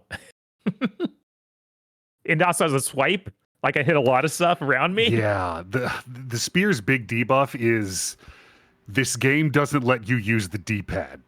Yeah, no, that drove me crazy was using the spear, the bow, and the boomerang. Like you only can hit in those 4 directions, but you can't lock yourself to those 4 directions to be 100% sure by using the D-pad. Also, go ahead. I was going to say it's 8 directions. You can swing diagonally. Is it 8 directions? Yeah. The swing goes across them, but I like for the spear you can hit it. You can aim like the ranged weapons and everything in 8 directions. Okay. Well, still, it's the same idea, but yeah, it's real bad with the spear because it is a very narrow hitbox. Mm-hmm. Yeah, I wish that they had it so you could have at least 3 weapons equipped, because only 2 feels really, really like limiting. Like, I don't want to open this menu that often, man. Which they put the menu on L2 and R2 because they know you'll need to do it frequently. And I'm like, you could have just had R2 always be a different weapon then and have L2 bring up the menu to switch them. No? Oh well. It's like in the 3D Zeldas, you can equip at least 3 items, I believe. Mm-hmm. So it's strange. Yeah, it is sitting on the fence of, was this intentional or is this just because this is how Link's Awakening was? Yeah, no, there's a lot of it's like, it's just straight up that, right? Yeah, even the item shop looks like Link's Awakening. Have you tried stealing? No, it's not set up like that. No, Damn. It's not. Yeah. It's like that game, but it's like doesn't have a lot of the more unique flavor that you might get from an old game like that. Like it definitely feels much more like streamlined.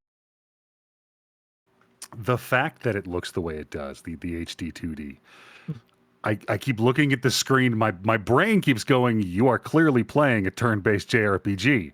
Press triangle to open the menu. Oh, fuck, that was a bomb! Yeah.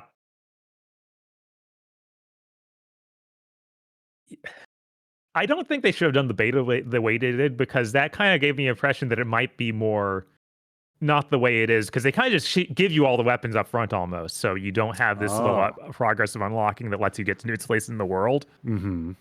So I really wasn't sure what they were going for in that. And this is much more clear. Like, you were just making Zelda with a little bit of ease flair. Yeah, there's a little something else. I mean, the areas don't feel like Zelda areas. Not quite. Some of them have a little bit of push block puzzles, but it doesn't feel like you're in a full dungeon. I feel like the dungeons are going to start ramping up because there are just so damn many of them. Yeah, when the first 2 dungeons had the same boss but was a different weapon, I was like, oh, there is going to be a lot. Oh my god, what's happening? because you've got like the main story dungeons, and then you've got the shrines, and then you've got the monster route caves, and all the extra little dungeons. Yeah, there's certainly a lot of stuff in this game.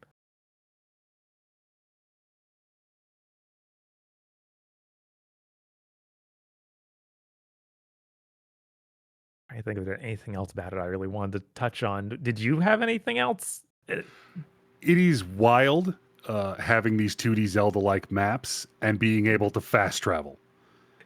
And being able to fast travel between eras. Wait, right. I got the pop-up for that. I was like, are you serious? What? Which it's great because like early on, a lot of the maps, I'm like, what the fuck were you thinking when you made this area? There's so many side paths and ladders and little nooks that just go nowhere and have nothing in them. That's because they go nowhere and have nothing in them in the current time period. Right, of course. Please memorize this dead end. There will be a chest here later. Or earlier? And with how hand-holdy this game is, it took me a minute to figure out that, oh, I blew up this rock wall in the past. That means it's not there in the future. Even though tectonic shifts seem to have happened. Yeah, I was like, persisted. That's weird, because even the very first thing is like, there's an entire like city and archaeological like area here that just simply doesn't exist in my current time zone. Why would... That's kind of crazy, yeah.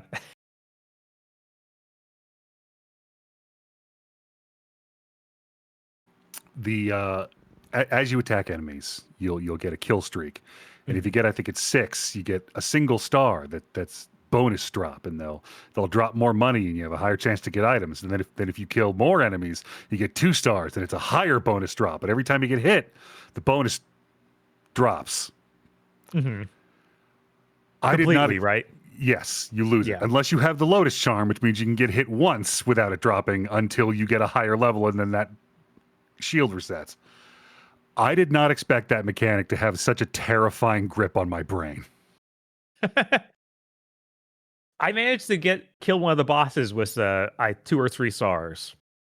And I was disappointed that it did not give me extra. I was like, I thought that was the whole point. Yeah, I'm not even certain that it's giving, like, I think it's giving you more money. I don't know if it's giving you anything else.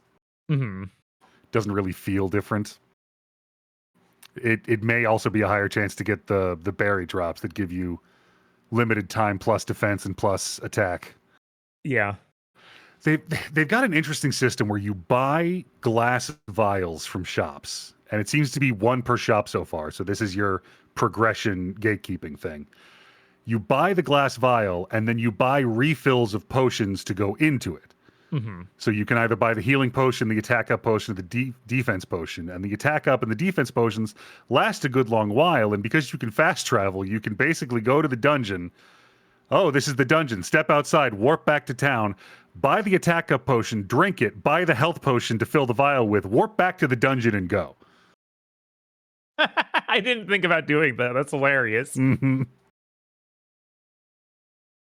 Yeah, I ended up not even being able to afford the glass vial because I bought other stuff for quite a while. And then I was like, wait, but the princess can heal me anyway. They cut that off eventually. Yes. I spent 1,000 tool on the cape that lets you float a little bit. Oh, yeah? This is really neat, but I hadn't found anywhere that needed it. And then I walked back over to the Magicite vendor and went, oh shit, I was saving up to increase my Magicite box. Sorry, everyone. That's actually important. Sorry, everyone, for the Steam notification sound just now. I downloaded the demo. I forgot it makes a sound when it finishes downloads.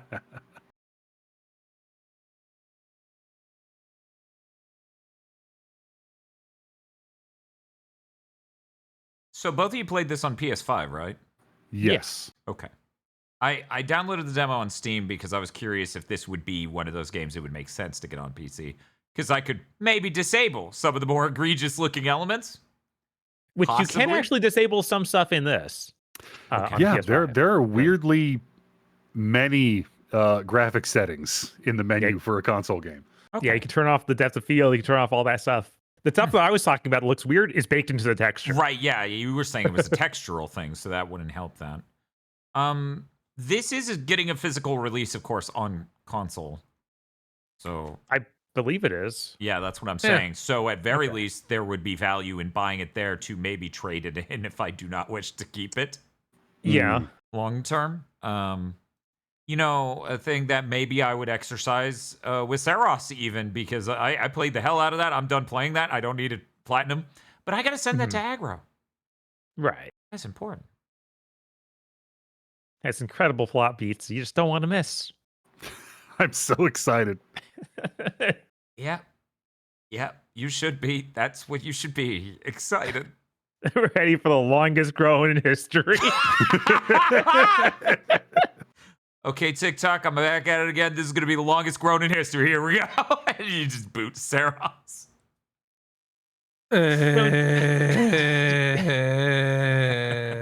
Yes, this comes out June 18th. I see people asking now.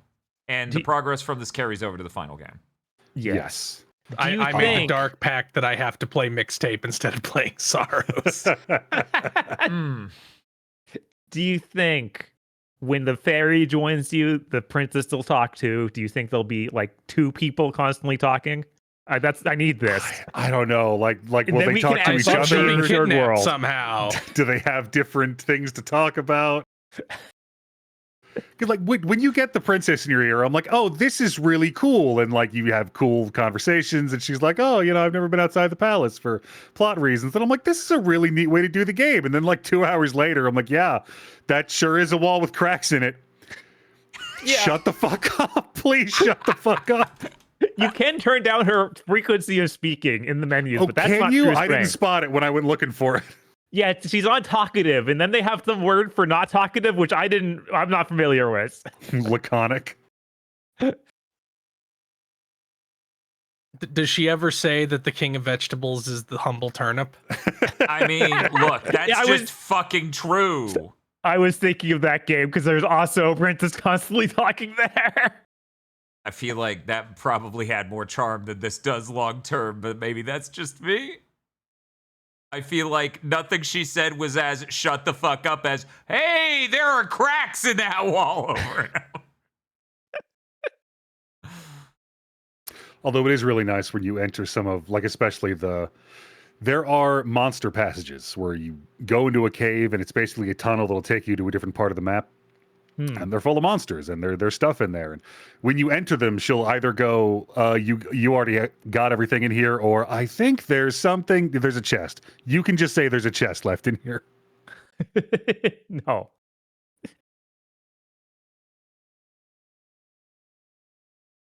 How do you know that, princess? My powers are mysterious and maybe useful.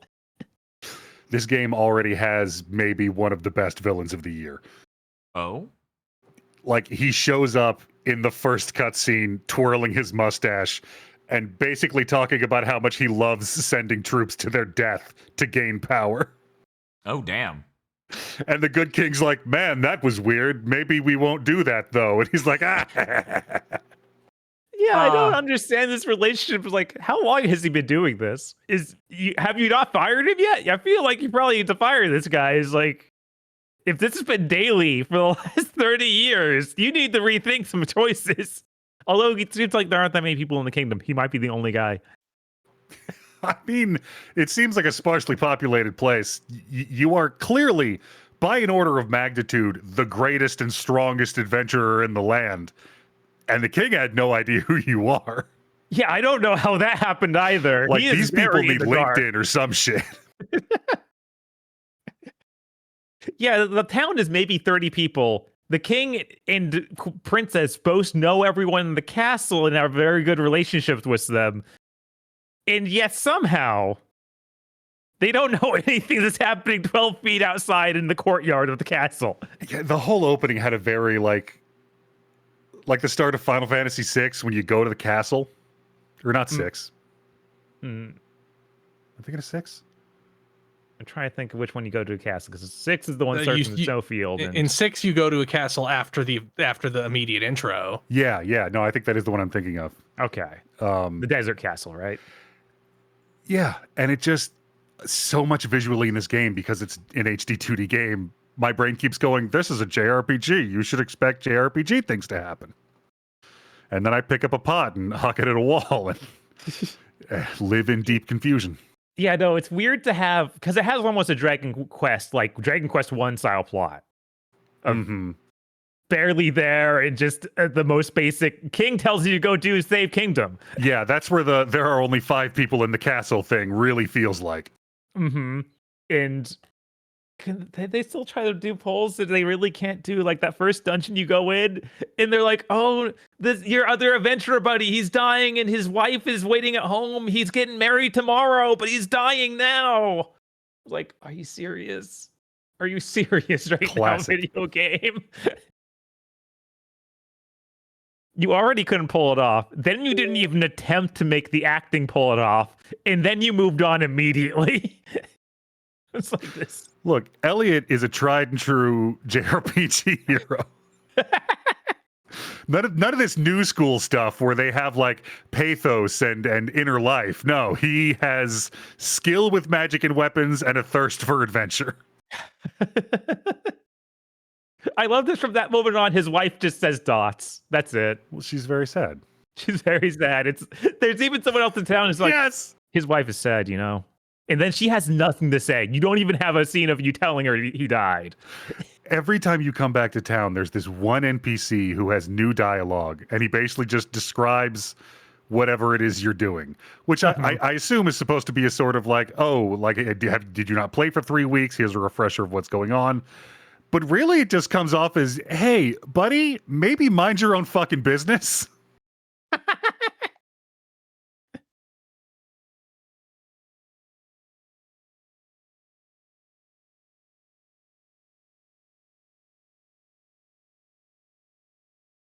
God, you said 4 hours or so? God. Yep. I hit the end Damn, right that's a about big 4 demo. hours, and there's still a bit of the map I'm going back to explore.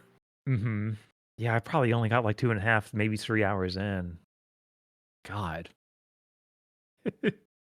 They don't pull anything like that Dead Husband again, do they? Not in the runtime I experienced. Good. I don't think I could handle a second. Yeah, almost certainly there will be more. I was Terrible into it. writing will return. That is the vital juice. Got off the force tomorrow. Oh no.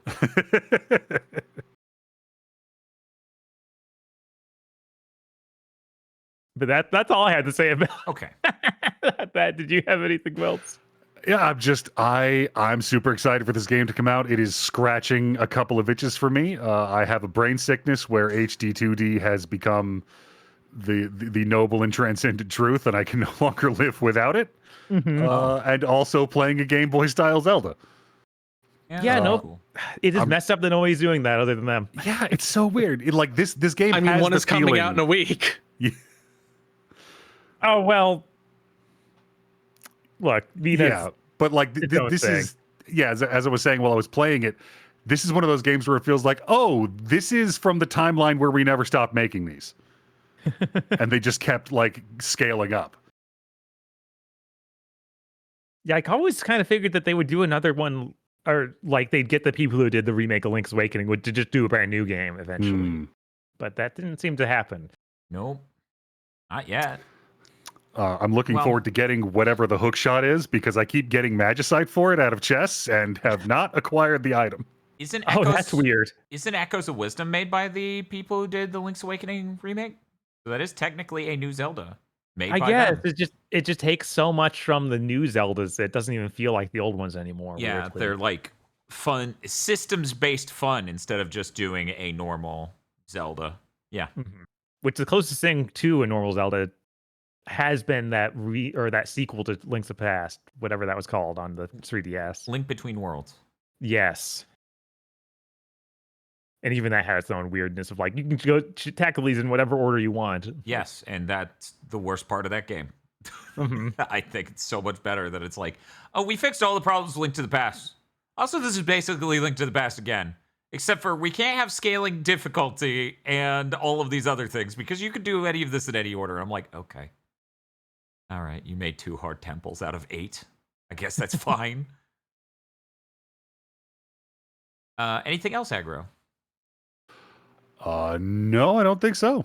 Okay. Aside from fucking those 2 streams on GigaBoots, I figured out how to do hair and eye shit. I got my t-shirt design thing up and running. That may have been slightly before last big thing, but I think it was in the last week. What else? I got a mastery in Star Fox on the Super Nintendo. I was not very good at that game before the first stream on No Slam. And by the end of it, I ended up pretty fucking good at that game. That achievement set is pretty sane. It's just the hardest thing in it is arguably you need to get a score 95% or higher on every planet on a route, which is not easy, but it is very doable when you pick the easy route. The fucking crazy thing I didn't know about Star Fox on the Super Nintendo. Let me see if I can find a long play real quick and get a screen cap from it to show you all, because what the fuck? Masahiro Sakurai. He didn't prepare me. One sec. Okay, here we go. Andros has a form exclusive to the hard route on that once you get towards the tail end of the fight. And it looks psychotic, and I don't know why it never... His design in 64 should have been more based on this, if you ask me. But, you know, the brain's really cool, and maybe, I don't know, maybe Nintendo in the N64 era wasn't interested in having the final boss of their game look like a satanic cat. Yeah. That's a pretty fucking weird design compared to all the others for him. Yeah, maybe I was like, Big Brain is cooler in some ways, but then I was like, well, that kind of goes into the overlap with Metroid, which maybe they shouldn't have. Right, yeah. Like, we did crack a lot of jokes about Nintendo being into one thing, and it's absolutely a brain. But yeah, no, I think it's a really cool design. I enjoyed that game a decent bit by the end, but I really, really wish there was a good performing version of it. I wish there was a version that ran at a steady frame rate, because even playing it well, you hit segments that go down to like 8 frames a second and just massive slowdown. And since double tapping to barrel roll is dependent on frames being there for it to register your inputs, it gets a little difficult. But I had a really fun time. This is a pretty good video game. I was noting things that I really like about 64 in comparison, you know, like the charge shot and how it homes. And people were like, oh, the charge shot's invented in Star Fox 2. And I'm like, oh, well, there's also the 3D projection reticle that makes it easier to aim at these enemies in this depth, right? Mm-hmm. And then people were pointing out, oh, that's in Star Fox 2. And I'm like, how many great things about 64 are secretly in a fully developed game they just didn't ship? Well, you have to keep in mind also that was still Star Fox 2, like Super Nintendo game, so it still ran terribly. So even with those new mechanics, it would still be bad. It runs way better than 1 because it's using it's using the Super FX 2 chip. Ooh. Yeah, which I correct me if I'm wrong, chat. The only things that shipped with the Super FX 2 is like Doom, right? Is that right? Oh, the Head and Hands Andros is from Star Fox 2. Oh, what a mistake. Should have gone with and Yoshi's Island. Okay. The funny thing is, I hear most of Yoshi's Island's wizardry does not actually rely upon that trick. Huh. Yeah. Anyway, yeah, so it runs decently better. There's even some rumors that the later kart versions of Star Fox original run better. But I haven't seen people do frame rate comparisons. There's a reason for that. If I were to guess, it could have been fast ROM instead of the slow ROM. It could have been any number of other things, but yeah. People on Discord kept saying Star Fox 2 runs worse. I don't know. Haven't played it, but it could run better because it's running this. Oh, wait, I did play it on the SNES Mini, but it could run better because it runs on the Super FX 2, as far as I know. So, anyway, I'm looking forward to eventually playing Star Fox 2 on the Mister for retro achievements. I'm going to push it off because we're so close to the Mister getting proper hardcore achievement integration on retro achievements that I may soon live in a reality where I never touch an emulator to get retro achievements again, as long as it's not PS1, GameCube, or Wii. Or PS2. And that's pretty cool. Aside from that, I didn't actually play a whole lot. I got some important life stuff done, and then the stream tech for my model and stuff, and yeah, that's pretty cool. Anyway, oh, and also stuff for podcasts. We may have watched a game movie. We may have watched a game movie never do made that. by Uwe Boll, but you would never know. And even if you did, there are so many of those. There are too many Yeah. of those. It could have been any of them. So that tells They you all almost happened nothing. too fast. No one was able to stop them in time. Yeah. It's like the people pulling away. That Whitest Kids You Know skit where he's... Wait, no. It's the Monty Python skit where he's playing the musical mice or whatever. And they have to drag him off stage. Yeah. They're like, no, stop. And he comes back for one more. He's like, one more. Wham. Anyway, that's it. That's my week in review. Bob, did you play anything else? I did play a few other things. What else did you play? I have been playing some PS2 games each week. Yes. So this week, I was too intrigued by what Chris said about Urban Reign last week. It was terrible. I need to see for myself. Yeah. Everything Chris said did not prepare me for this game having no money. Yeah. None. Zero. Every level is a single room with 2 to 3 guys spawned into it. And that's a level. And it doesn't feel good to beat them up. Not really, no. It's really interesting, though, which I enjoy the PS2 because there's so much more variety to how the game's played. Like, there's no game that plays quite like Urban Reign, and that's probably for the best. But I like when the games play weird. Okay. But Urban Reign or Death by Degrees? Death by Degrees is much more of a game. Ooh. Yeah. Ew. I think it plays better, too. Urban Reign is rough. And again, you spawn in a room with 3 dudes, and those dudes have enormous health bars. I got to the point where every time you beat a level, you get to distribute stats. And it's like, should I put to defense? Like, these dudes ain't dying. I got to do nothing but attack ups, please. Yep. I play games like that. Is this a 4x3 or 16x9 game? It's 4x3. I didn't see any option to go 16x9, which makes sense. The rooms are kind of square. Yeah, no, it I makes also found it sense. hilarious. Like, you can see the main character from the art. You've even put it up here. He looks like a really hard dude, and the whole intro is like this.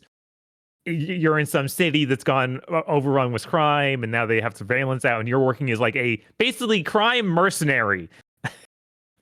Like, you're like a private agent for the crime organizations? Yes, you're just working for different ones, or maybe all for one. It's unclear exactly how this works, but you're getting paid by someone to fight other people doing crime. Bob, this sounds like a vast government conspiracy that goes all the way to the almost top. It does. It really is.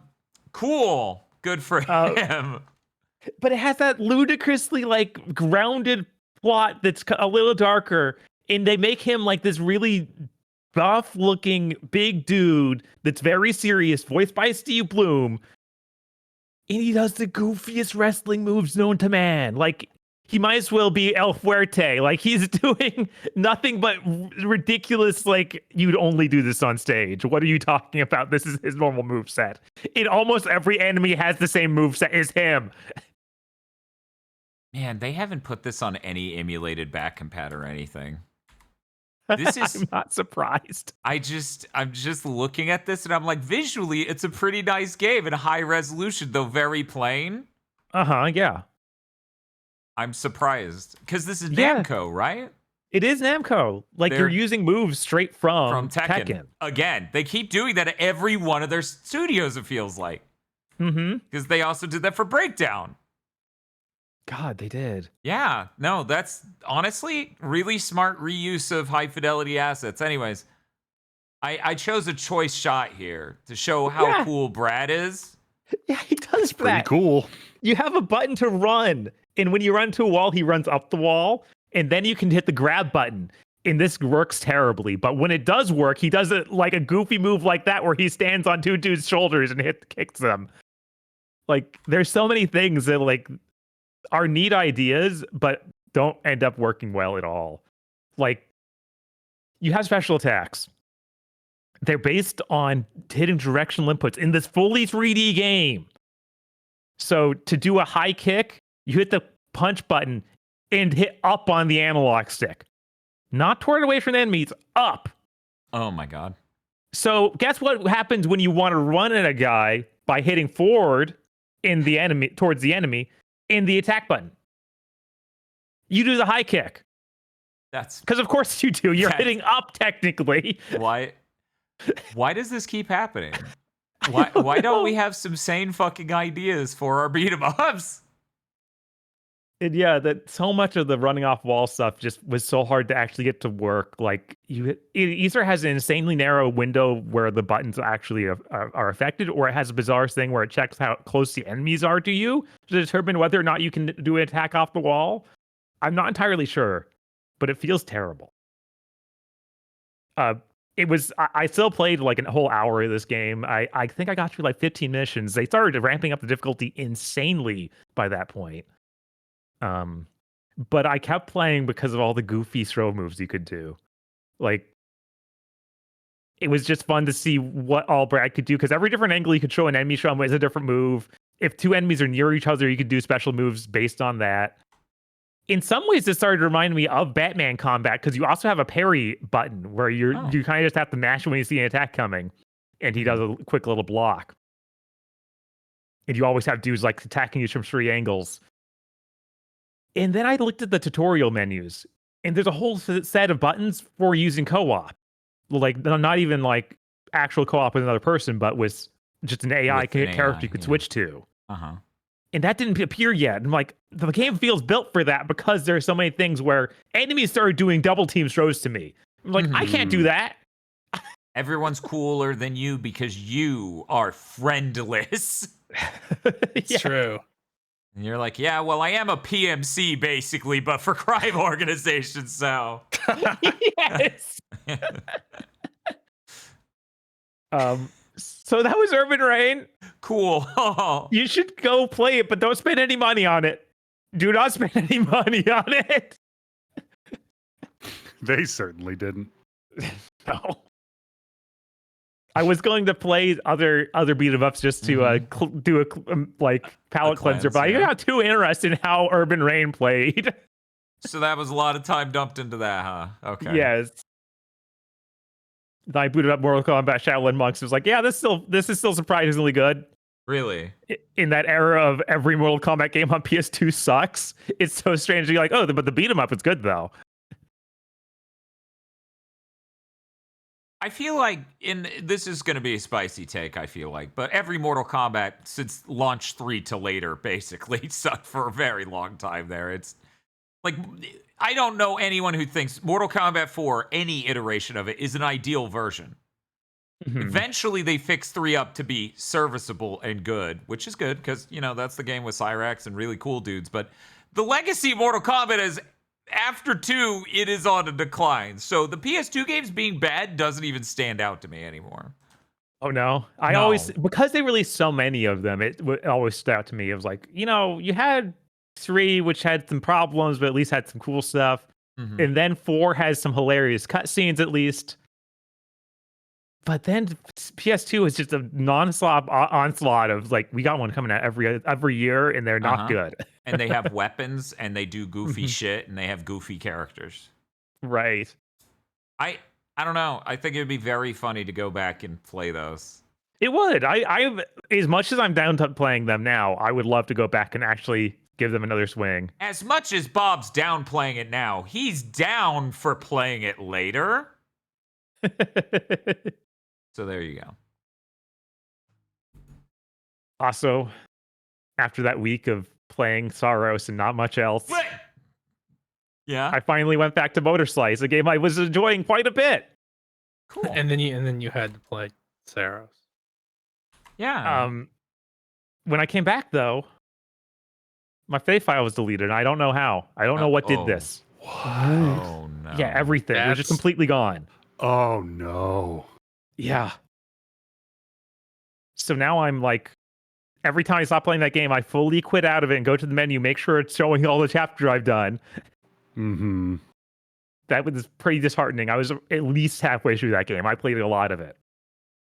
At least on this replay, I have found different skips, like different places I can skip content. Mm-hmm. That's been fun to do, but I still want to just progress through the game and beat it. So that was pretty disheartening. Yeah, that sucks. I'm sorry. Yeah, I don't know why I did that.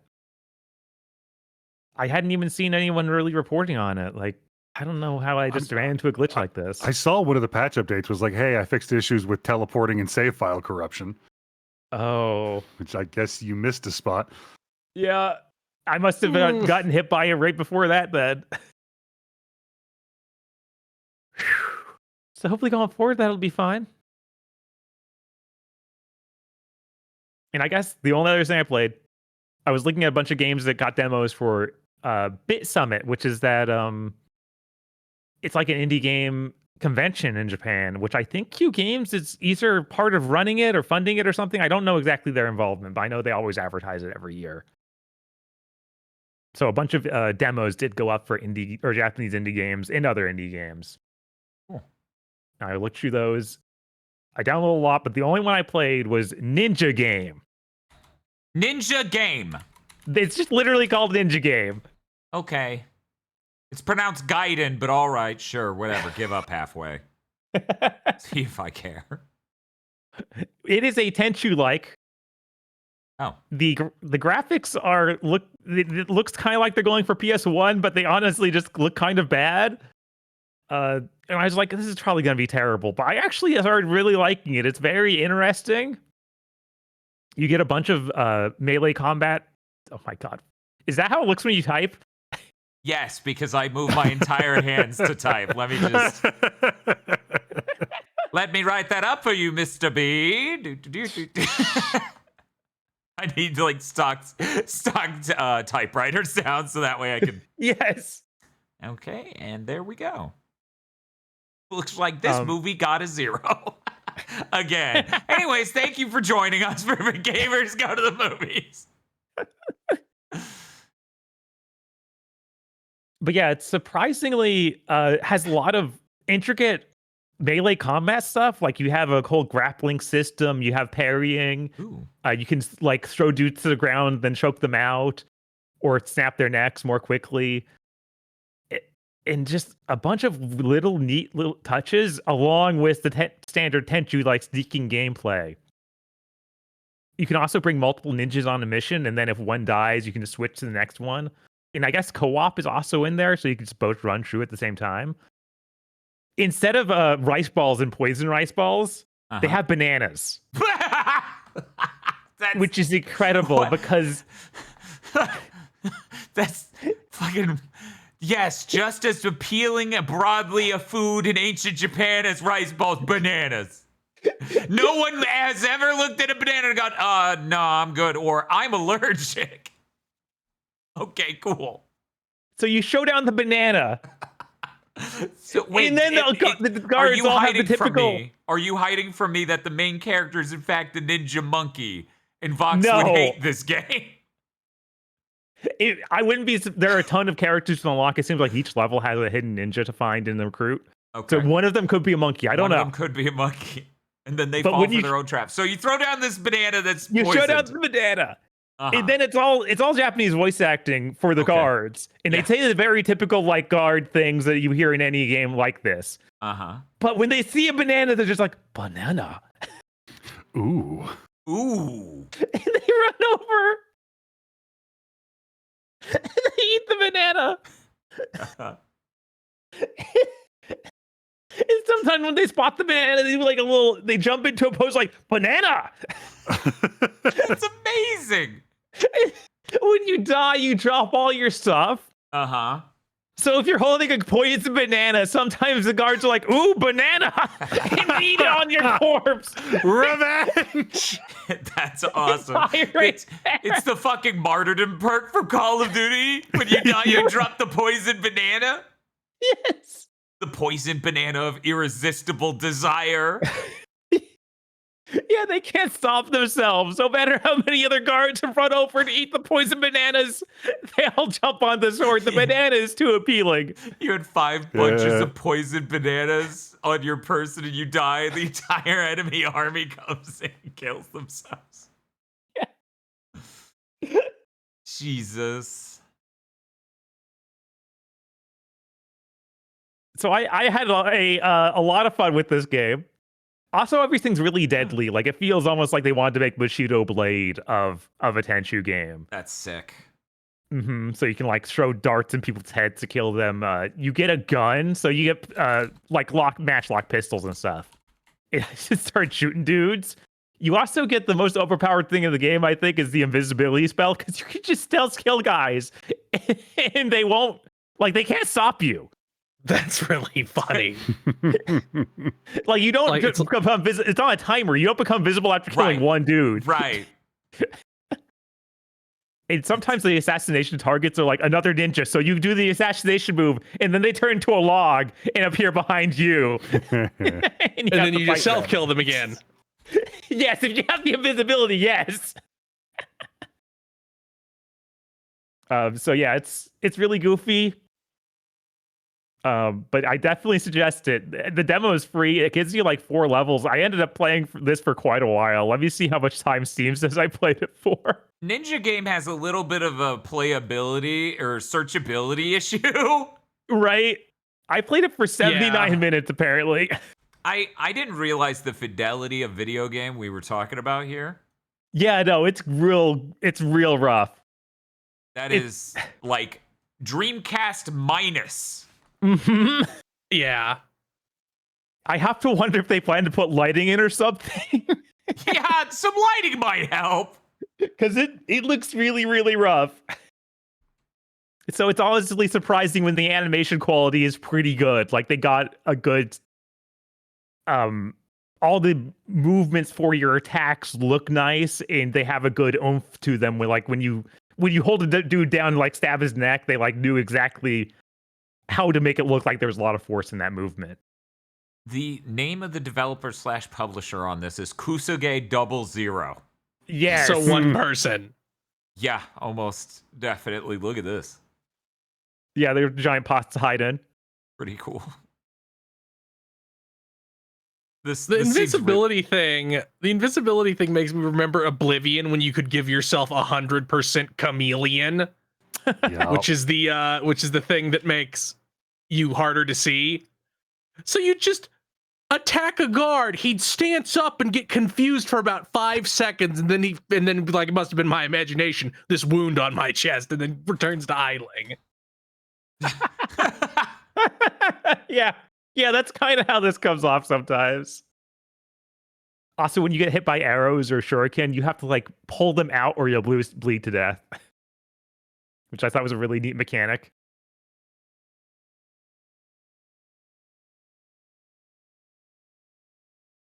I think of these. Oh yeah, you also get some other magic stuff, like a teleportation spell, which is a rock you throw that you teleport to.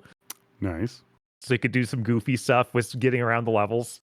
Which levels varied in size quite a bit. Like, some of them are just a small encounter, like a single house you need to go in and kill a dude in. Other ones were like, here's a large area to go through and find like 3 different people to kill in this onsen.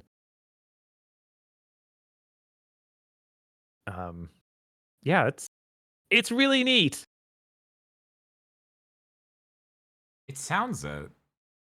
So right now the demo's out. There's no promise of when it might. Yeah, I didn't see any dates for the game itself. Let me double check. They didn't put it on their Steam page or anything. Yeah, it just says to be announced. But yeah, they certainly have a decent bit of stuff in it already. Like 4 or so stages and a bunch of different characters. So I don't know how much more they intend to put in, or if they intend to make it look better in general.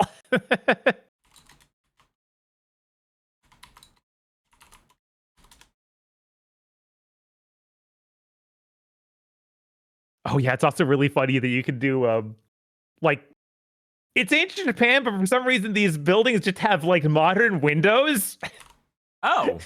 So you can do a flying kick into the window and it makes a glass shattering noise. Beautiful. And then the tutorial to teach you this, you do that, and then there's a gigantic drop off that kills you. And they're like, you can switch to other ninjas in the middle of a mission. You need to do that now because you're dead. Oh, okay. Thank you for the heads up.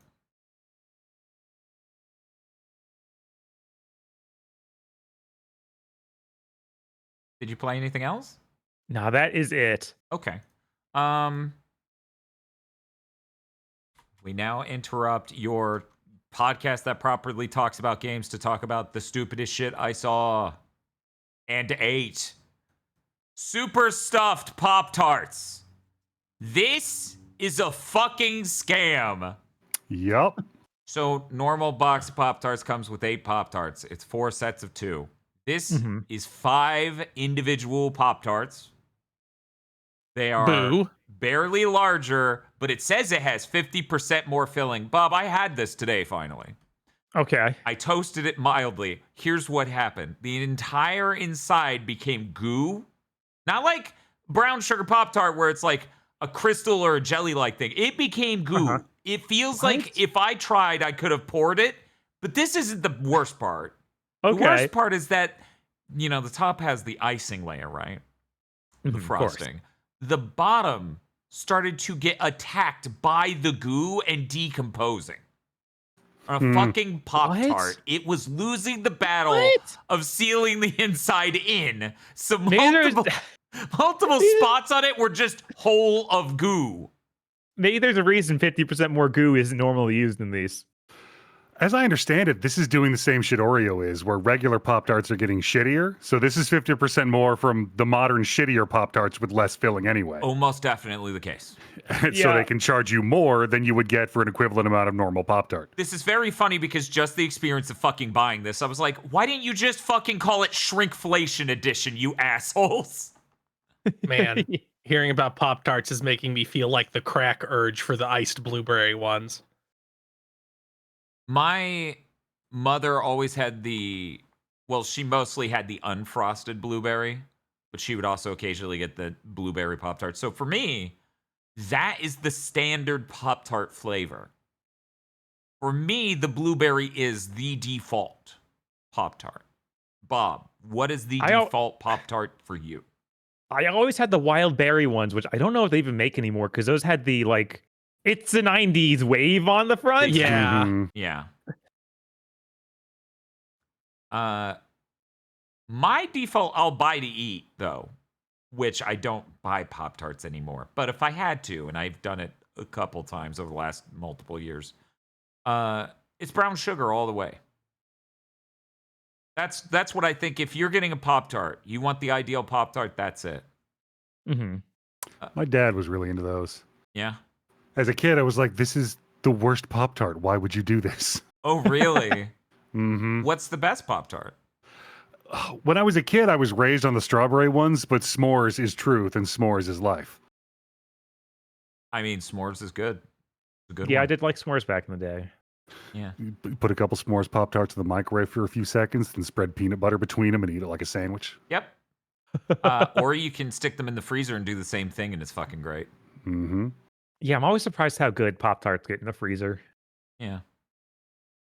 Yeah. You want some real fatty shit? It is you getting 2 s'mores Pop-Tarts, filling that shit with peanut butter, sticking it in the freezer and just eating that, and then being like, I'm still hungry. That's real fat ass behavior. That is the real problem. Like, no matter how many calories they are not filling. No matter what. Yeah. Right, yeah. That's why it's like well, once I got out of high school, what you have to do is you eat them before you do your workout. So it's like your carbo load. Huh. Well, yeah, I'll just do the same thing then. I'll carbo load with 2 Pop-Tarts and peanut butter in between. And it's an amount of peanut butter I want in between. So it's probably like more calories than the entire rest of the thing. It's just a light 800 calories, you know? Barely anything. Anyways, yeah, no, I don't fucking recommend these. They're very disappointing. In case no one was gonna figure out from my comments so far where I come down on the super stuffed Pop-Tarts. Don't do that. I need to try one. Oh, Once yeah, you of ate course. all of them. Oh, don't worry. I have 4 more left because I ate one and went, oh, man. Not like this. It's Not like this. It's not great. In fact, talking about the peanut butter sandwich s'more Pop-Tart paradigm, I'm kind of really pissed I own this now. Did you cook them on the griddle, Noel? No, I didn't cook them on the griddle. We did make pancakes, though. Yeah, those were good. I followed Alton Brown's recipe to make his dry mix and just stick it in a giant container. So now I can speed make pancakes for anything. Anything. We did get a little greedy, though, with how many pancakes we made, and I ended up eating 5 fucking large as hell pancakes. Yeah, that's crazy. 2 of them covered in normal maple syrup. 1 of them covered in Golden Eagle syrup, which for anyone who hasn't seen that or whatever, it's basically molasses, corn syrup, and honey all combined. It's pretty good and pretty interesting, in my opinion. And then I had one that was like a mix of those two. But I had one last one that I covered in a thin layer of Nutella, and I'm like, my God, what have we been doing? I'm just going to eat these with the thin layer of Nutella from now on. Because, like, I feel like when I went to IHOP, they put an insanely thick layer of Nutella, and then the other time they're like, it's cheesecake version. We're putting a cream drizzle on it, too. And I'm like, I feel like we're getting away from the thing I want here. Yeah, those were basically better than I've had from IHOP. Yeah. That's kind of crazy. But I guess IHOP doesn't even give you real maple syrup now, so... No, or they never did. I don't know if they ever did. Yeah. I feel like they didn't do that back in the day, but at least they had a lot of different syrup syrups. Yeah, flavors like strawberry, blueberry, etc. Yeah, I don't know why they don't do that anymore. But yeah, these were buttermilk pancakes for anyone who's curious. It was just nice dry mix and buttermilk. Yeah, no, it was really good. It was really good, and it's cool to know that making that's pretty fucking easy. Because it's pre-made now. Anyway, that's it for the Fatty Talk. Hey, Chris, what you been playing? Yeah. So on Saturday, I played Spyro Enter the Dragonfly. I think in terms of being a Spyro game, it is probably worse than Wrath of Cortex. I didn't get to catch much of the stream. Why is that? Firstly, it is completely fucking hideous. Yeah. Like, it looks fake. It looks so bad. Like, it's like, obviously they couldn't do this because it didn't exist, but it's like you fed the PS1 Spyro models through an AI and be like, make them PS2 models.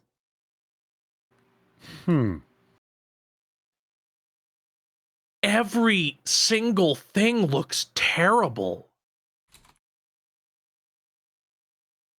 It runs like shit on everything, on every single platform, even on every emulator also. I was cheating and I'm like, emotion emulation to 150%. Uh-huh. It's like, we can kind of get 60 maybe for a couple seconds. Not so much in the back half of the game, and that it was hovering around 20 the whole time. Ugh. Its brilliant gimmick is, well, now Spyro has 4 kinds of breath. Ooh. What? He has fire breath, Uh-huh. True. bubble breath, which is to catch the collectibles, which are dragonflies, when they're just sitting out in the level instead of being part of a challenge. Ice breath, which can freeze things. Okay. And electric breath, which is electricity. And these don't matter because they're functionally no different. Mm-hmm. And the only thing they're used for is to turn on a specific sort of thing in the level that you need turned on. Great.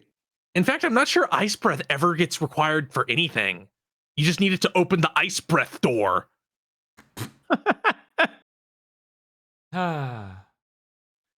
Imagine if Spyro 3 was like 40% worse. Like it controlled 40% worse. It looked significantly worse. Every single mini game is bad. Like every challenge that is not just traditionally controlling Spyro is awful. And the final boss has 3 phases, but you only get 1 if you do the bare minimum to get there. So if you get the normal ending to the game? Oh, there is no ending cutscene if you do the bare minimum. You just kill him and it's over. And then it just cut to credits. Yeah, there's not even the usual Spyro cutscene of like, well, there's still these other things to do, but for now everything's fine. Yeah, that doesn't seem intentional. If you get over 85% game completion, you get phase 2. And then if you have 100%, you get phase 3. Huh. So at phase 2, do you get an ending cutscene at all? I don't know. I didn't do that shit. Fair.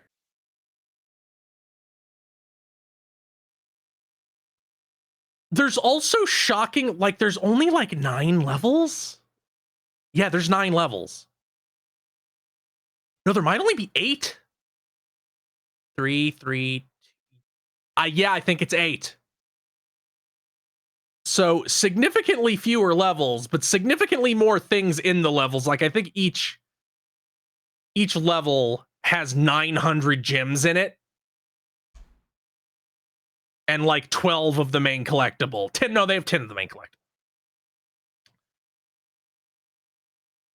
I genuinely, like, I went to check the development because it really seemed like it was literally a Wrath of Cortex situation where it was supposed to be a PS2 version of 3. Uh-huh. But no, apparently they had some huge idea of this being an epic Ocarina of Time style game with like 24 levels. And the composer was like, yeah, it didn't seem like they were making a Spyro game. Like they had all this concept art for Western shit. Huh.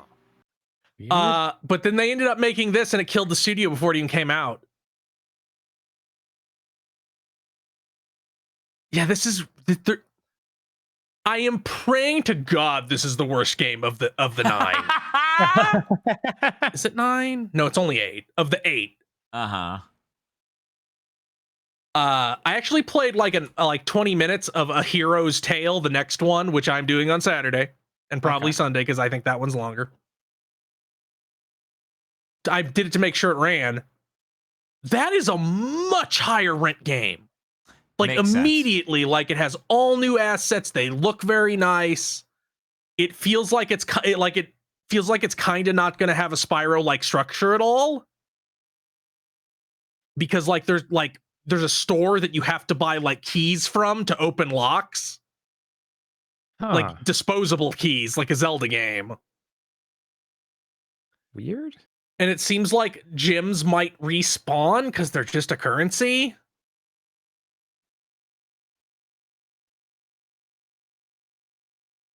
Also, Sparks talks now. I'm not a fan of that. Ooh. Yeah, I don't know about that. Also, they introduced Dragon Amy Rose, like, almost immediately. What? I only got one interaction with her, and she's like, Spyro, these dark crystals are terrible. They wouldn't be any good on a wedding ring, don't you think? While, like, staring. Oh. Well, that was quick. They didn't waste any time on that. Yeah, no.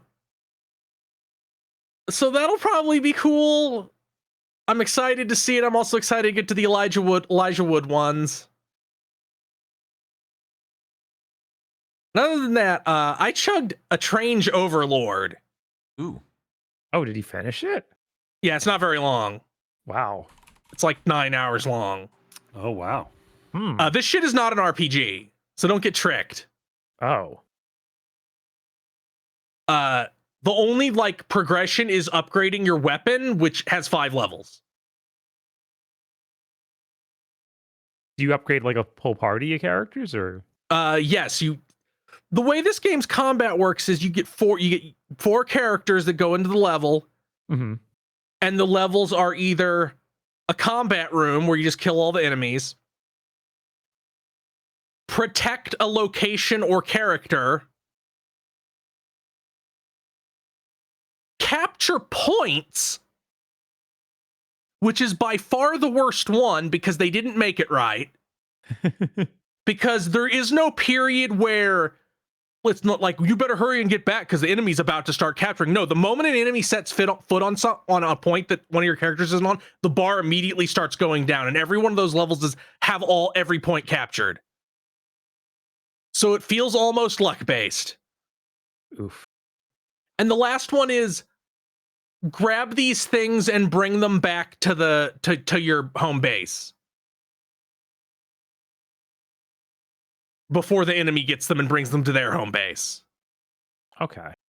It is really half-baked. I ended up turning, like, going into the options to turn the game off, like to turn the combat off after like a little bit more than halfway through. Not because it was hard, it was just fucking dull. Like, I needed the exact same amount of brain power after turning it off. It's just that it took less time. There was only one level that was really bad, and it wasn't even bad because it was hard. It was bad because I had to rely on the AI. Because it was this weird 3 platforms with like floating pads you climb on to get between them, and it's one of those get all the pieces, like get all the doodads to your base levels. So I'm like, I can't really do the thing I normally do, which is just haul ass killing everything in my path and get as many as possible as fast as possible because of those discs. So I guess I'll just sit on top of the enemy's base and murder them if they try to turn anything in, which required me to rely on the AI to turn things in. So I got to watch one pick one up and run around in a circle for about 8 seconds before they did anything even attempt like related to trying to go towards the base. It also kind of feels like they ran out of money. Not that the game has any. Right.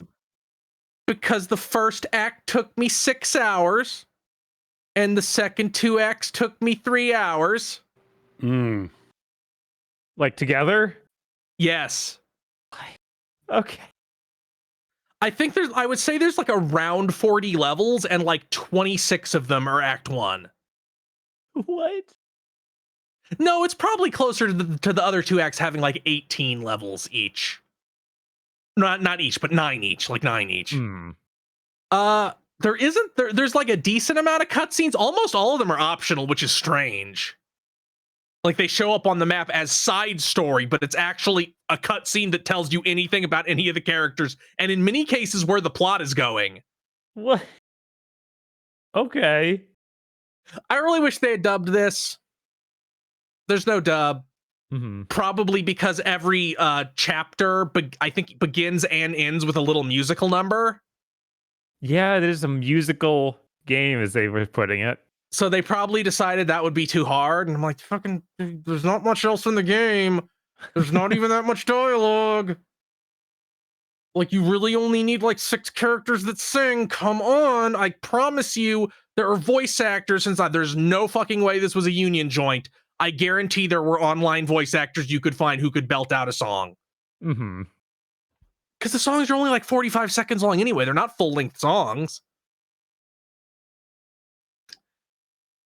I got some characters for the categories. Yeah. That's exciting. The story goes pretty much exactly how you would expect that story to go. From like as soon as they put all the pieces on the board, you know exactly where all of them are going. I will say there was a minor twist at the end, which was a little bit more interesting than I expected them to do.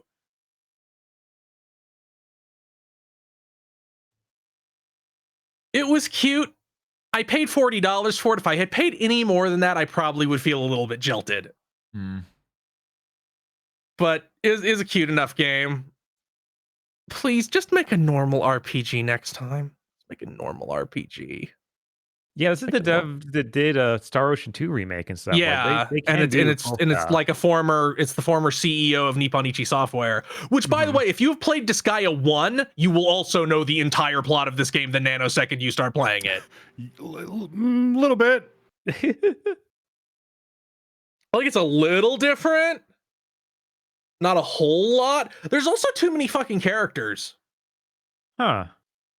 I think there's like 16. Wow, that is a lot. And I was like, that's too many. You could have cut. Like, there's parts where you just get three at a time, and none of them really get like, only of the two sets, one character in the first set of 3 gets characterized at all, and none of the latter 3 do. Weird. I guess So it's like you probably don't could've- get to make your own troops, so that's why there are more of these. Yeah, but you only ever get to take in 4. Oh, that's super weird then. Yeah, it's like that's more characters than you see in like a newer Like, Disgaea or and there's Phantom Brave points game. there's points where they force you to use certain characters, so you think there's going to be a cutscene that focuses on them, but no. Okay. Now maybe there's a little bit of flavor in the shit they yell during the battles, but guess what? I can't look at the side of the screen to read that. I'm Right. playing the game. Maybe you should have dubbed it. But yeah, like it's not an RP. It feels almost like a weird still gimped version of a mobile phone MOBA. Weird. Because you have one attack button. You never get more. You do Now not each attack strikes again. you get a super attack if you pick up a collectible. You press R2 to do their cinematic super move. And each character does have a different weapon, which is different, like a different attack. Mm-hmm. Like the main character who is the best character to play as, so there's no reason you should ever control anybody but her, except when they force you to control someone else. She shoots out three shots in a cone pattern, and if you're close enough, they stack. Like they will each hit the enemy. Okay, yeah. And they have pretty decent range, so she's just better than every other character as far as I can tell. Well, she is very confident, so I guess that makes sense.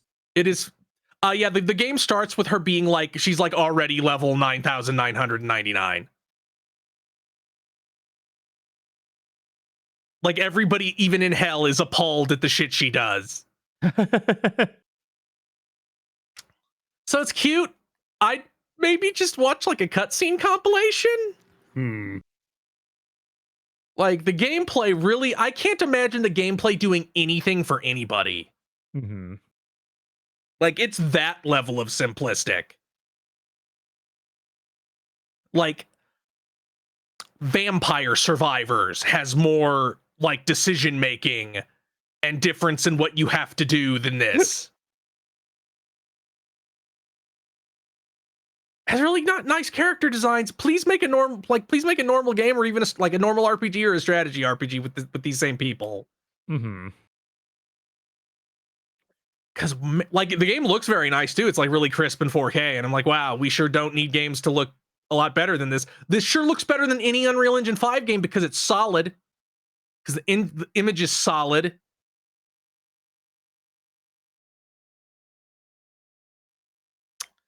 But yeah, that's all I played because that took up most of my and I played Ratchet and Clank up your arsenal because I did Going Commando, and then I'm like, well, I have to do an Up Your Arsenal. That's sure a very good game. Yes. Mm-hmm. Yep. They maybe went overboard a little bit with their hacking mini game in that one, where some of them have 4 levels inside one. Because that's the one where you play Tempest. Oh yeah. You go around the octagon and shoot the red ones and tractor beam the green ones. Oh yeah. It's the introduction to Dr. Nefarious before he became the antagonist of every single fucking Ratchet game after that. That's not true. They have the future games. Yeah, well, he's the antagonist in Crack in Time. He's not the antagonist in Tools of Destruction though. Tools or Quest for Booty. That's not a real game. What are you talking about? It's the downloadable episodic future of gaming. Fuck you, dude. How dare you? It's episodic, as in one episode that is like 3 hours long. Yeah, and it's bad. an episode. It's still episode shaped. It's episodic. Episodic, as in like a failed pilot for a sitcom. Yeah. But that's all I played. Yeah, that's it. Okay. Aggro, did you play anything other than, as Bob puts it, Elliot.game? Oh wait, I needed to say Chris was playing Etrange Overlord for anyone who's trying to look that Yeah, up, Etrange Overlord. which is like Estrange, but without the S. Anyways, Aggro. The only other thing I got to put any amount of time into is I got to play a little bit more of the Island of Dr. Morose. Okay, cool. Luckily for me, both of the options were true at once.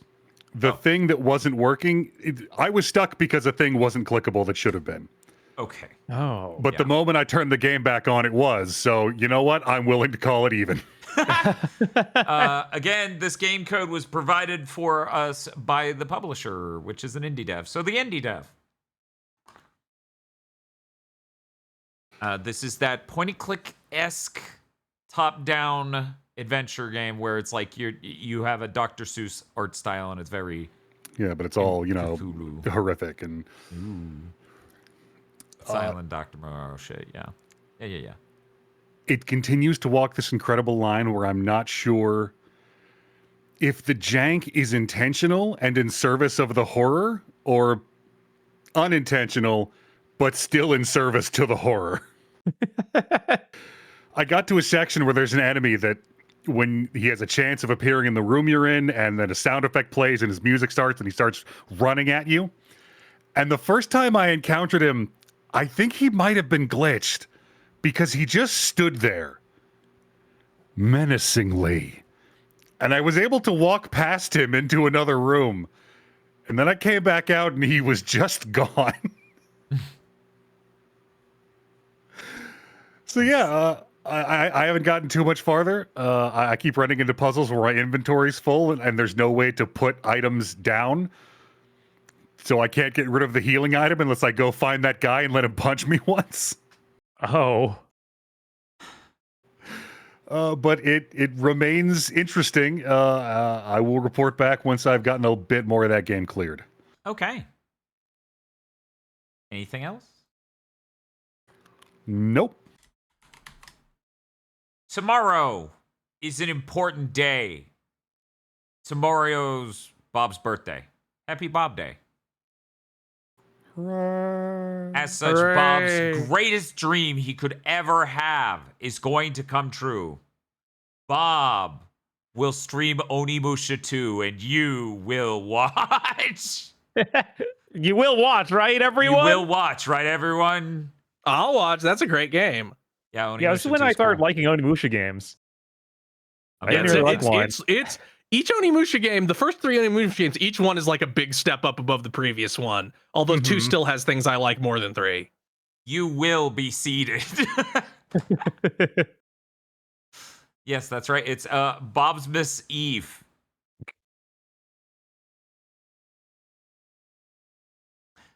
You excited for Onimusha 2 tomorrow, Bob? Of course, I remember that game being really good. I haven't played it in decades, so We get to look at that beach again and be like, wow, that's a good Yes. looking beach. yeah, the water is gonna look incredible. Bob was very excited about how good the beach looked in this, and he was like, whoa, look at it, it's so good. And I'm like, pshh, it's pre-rendered. You could have told me that. I was expecting real-time super tech. But I'm very excited to see the beach again. Hey, Bob. Mhm. I need to say it again on Big Think. I swear to God, someone at the Sony narrative team thinks it's okay if they just borrow ideas from other games that they publish, like Death Stranding, for plot and proper noun stuff. And I'm like, oh my God.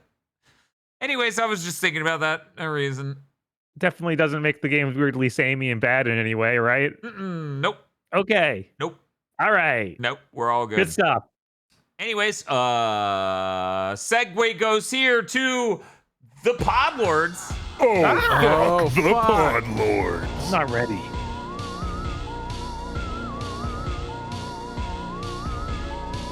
Yes, that's right. What is hopefully going to be when I hit this button? The Pod Lords! There was a chance it just showed our Twitch dashboard.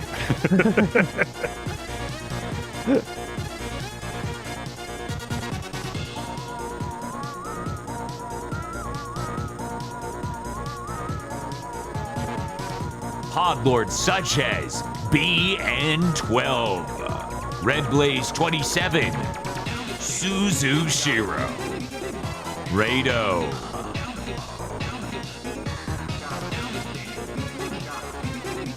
WTF Spider-Man, Mr. I Like Spam, Muck Bud, Dark Drift, Blur, Open Throat, Red Hot Ecstasy. You don't say. No, he should be in jail for making the most sexless vampire game conceivable. He's got shuffled cycle. I will have to double back for a Pod Lord. Prissy. Oh wait, no, that was just a redundant image. Okay, good. No, does this mean all along the Saboteur was the Pod Lords? Cooper Only when Tank. Jinkari is involved. Indigo Sykes. Lost Vikings and Dungeon Gals Appreciator. Gaijin. Moon Muse Entertainment Studio LLC of Wisconsin 64. Wat. Two rats. What a great, Incredible. what a great wat.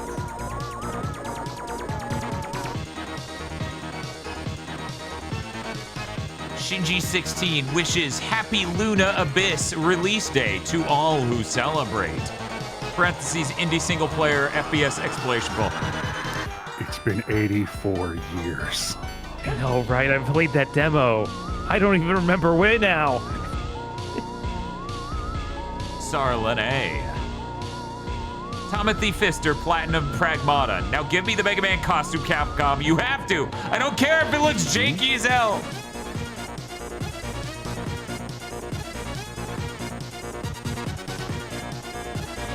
The Hard M.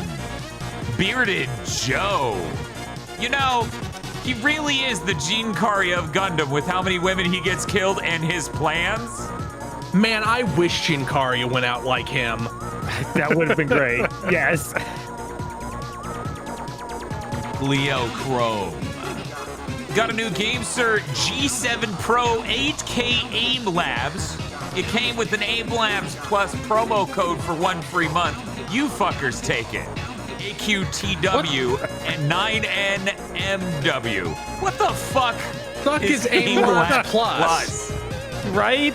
Is it on Poodoo? Did you order this off Temu? Meet your AI coach. Train with an AI that knows your gameplay, offers advice, and generates custom tasks. What the god? Train for Valorant your way.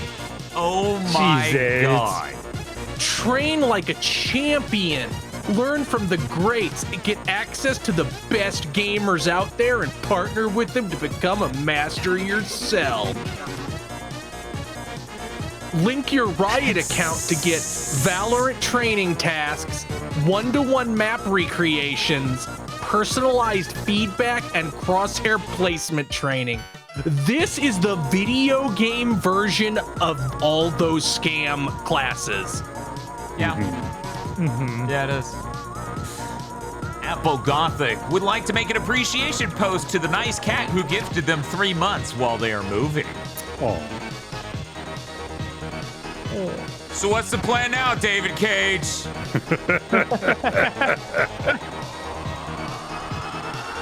I hide under some coats in my closet and hope this all blows over.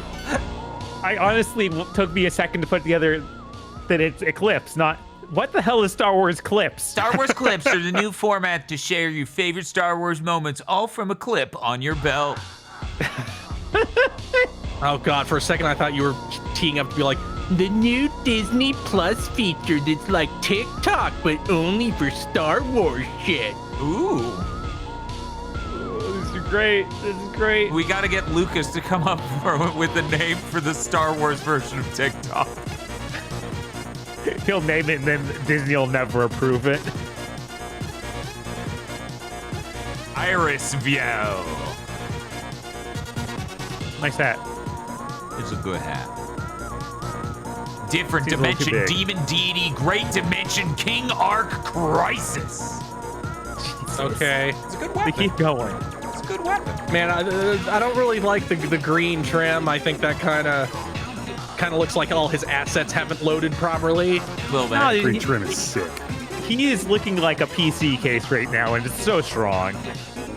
What is playing one of these decks even like? Let's Sid. move on. The new controller from Gamser. I did spend a good portion of my Retro Achievement streams complaining we don't have the yes ma'am. Oh, okay. The game, madam. Yeah. It took me a second to realize who the faces actually were. So I read the text and then was like, it's going to be Madam Web.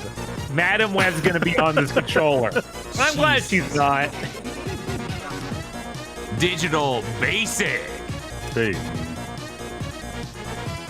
Conchome Forma del Gigante. This is the last of him for a while. You promise? What do you mean for a while? Kanshome is like in the top 3 of Krillins in all of manga. Jesus. No bit this week. Not even Karia. I'm looking. is something on the bottom there? Yeah, there's something there. I don't buy it. Right? Yeah, it does look like something's hiding in the trees. I think that might Oh, be wait. I think that's Cream waving like that pixel art. That. Oh yeah, I think maybe that is it. This is some Rorschach test shit. I'm not seeing yeah, that at it's all. great. It's great that Jinkaria has caused our pod lords to give us all paranoid schizophrenia. Yeah, that's great. Andrew. Lone Gargoyle. Yeah, dude. Shaka's looking right at me. We forgot to talk about the famous Lord of the Rings character, Shaka Giggles. One of our rivals. Okay. We also forgot to talk about whenever the orcs talk, their jaw Mouths doesn't don't move, move. only their lips. Yeah, only their lips and tongue can move. Their jaws were completely locked. It was really unsettling. Sadistic, autistic. Indie devs, make a Devil May Cry 1 or Ninja Gaiden Black Clone, and my life is yours! We're getting there. Those games are just they're that next level of money. Like they require way more. Yeah, work but they can than make people think. games like that look look like a PS1 game. It's Isn't filled this with a what, ton of mechanics. Isn't that what Geno Kids was supposed to be? That was or trying is to be it's out Kingdom in early Hearts access? and Devil May Cry. I was trying to do a combo of those two. Yuki, EXE, and a Y, Just V. Thank you very much to our poplars. Thank you, Thank you, Podlords. Podlords. And if you'd like to become a Podlord, you can go to our Patreon at patreon.com/GB Podcast. For as little as $5 a month, you get many benefits such as early access to Chugging Bleach, which could return at any time. It's true. Extended content for other shows we do when indeed such shows exist to be given to you. A patron-funded show, one a month, either a public show where we watch some fucking horrible shit and patrons get a commentary track, or a private show where patrons vote between 4 good movies, and then we do those. An entire movie called Isolation 119, a full feature-length film about a man going to Thailand to drink beers, play League of Legends, pick fights with the locals, and to solve the ghost mystery of his brother being injured to an extent that really they don't go into. It's unclear how injured he truly is, but it's a fascinating full feature-length film and other benefits. That's patreon.com/GB podcast. If you don't have any money, it always helps immensely to tell your friends, spread the word, rate us on Thursdays, rate us with a T on your podcasting app of choice, or leave a comment and subscribe if you listen on YouTube right now. Patreon.com/GB podcast.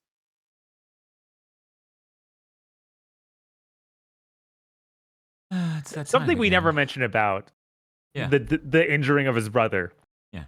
It happens when he tries to do a sit-up and kill himself. Well, it's not a sit-up. It's actually a crunch where he put a broken glass in the drain pipe of his bathtub, sat down in the bathtub next to it, and tried to crunch to the ground with his head to kill himself by headbutting. He just headbutted a broken bottle.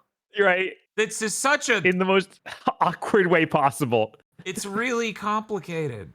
Mm-hmm. Which like, that wouldn't be fun for your face, but I'm pretty sure your bone, which is stronger than concrete in most ways, wins against a bottle. Look, with enough core abdominal strength, anything is possible. Yes, his core strength is insane. He'll kill himself this way. Fucking off the charts. Oh right, we're supposed to talk about that thing. The industry. A lot of things. Yeah, And how fine it is. Is it? Yeah. We definitely don't have a new thing to put in there that we were going to have as regular news when the product as first started. That was cool. Yeah. Thanks, Cars. We only get the best news at the last second on Thursdays. Hey, friend. He's protecting us from the flames with his tears. Yes. Industry burning down segment, go! Sony is raising the price of 1 and 3 month PS Plus subscriptions for new or lapsed subscribers. 1 month for premium is $19.99 a month, up from $17.99. Extra is $16.99, up from $14.99, and Essential is a $10.99, up from $9.99. For 3 months, it is premium $54.99, up from $49.99. Extra $43.99, up from $39.99. Essential $27.99, up from $24.99. They had the fucking gall to say this is because of global events that we have to increase the price on our thing that requires no new hardware and is 99% profit. Please give more money, thank you. Disgusting. Eat shit. They should be doing everything in their power to try and win people back from having to raise the price on their system. And they simply don't care. They should have either did this or raised the price of the console, not both. Yeah. No, that just looks terrible. I don't think it's possible. Not learning to lower the price of the games ever. I don't think it's possible. I don't think it can happen. But please, God, somehow Asha Sharma make Xbox even remotely competitive to them again, so they have to pretend that they have to care. Mm-hmm. That's clearly the only thing that will work. There's clearly no series of events which will ever make them consider Nintendo a competitor, even when they're now concretely in the same space. It's like, no, that's Nintendo. They're a different industry. It's like, no, they're not. No, they're just winning. They're doing it right. They're doing almost the exact same thing as you, but better.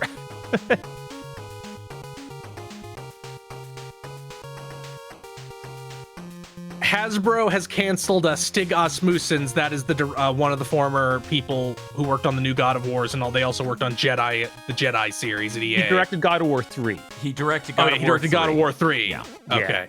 And then the 2 Star Wars Jedi games, yeah. They canceled his D&D game. Luckily, his studio Giant Skull was not built by them, so that still exists. And he said, yeah, we were in talks with publishers for other projects. Don't worry about us. We're doing fine. Good. Hopefully that holds. Damn. God, it still sucks that means another few years have been kicked down the road of you just wasted all that time. Yep. Yeah, I mean, you could just file off all the D&D words from the pre-production and still do that. It worked for a lot of people in the past. Like Pathfinder. Fucking Dragon Age. Go to the publishers of Pathfinder and just be like, hey, They probably don't. They probably don't have the money to fund a AAA game, though. Sadly. I don't know. Ever since Hasbro started fucking up, they've kind of been raking it. Spellcasters Chronicles. You don't know what that is, so I'll tell you.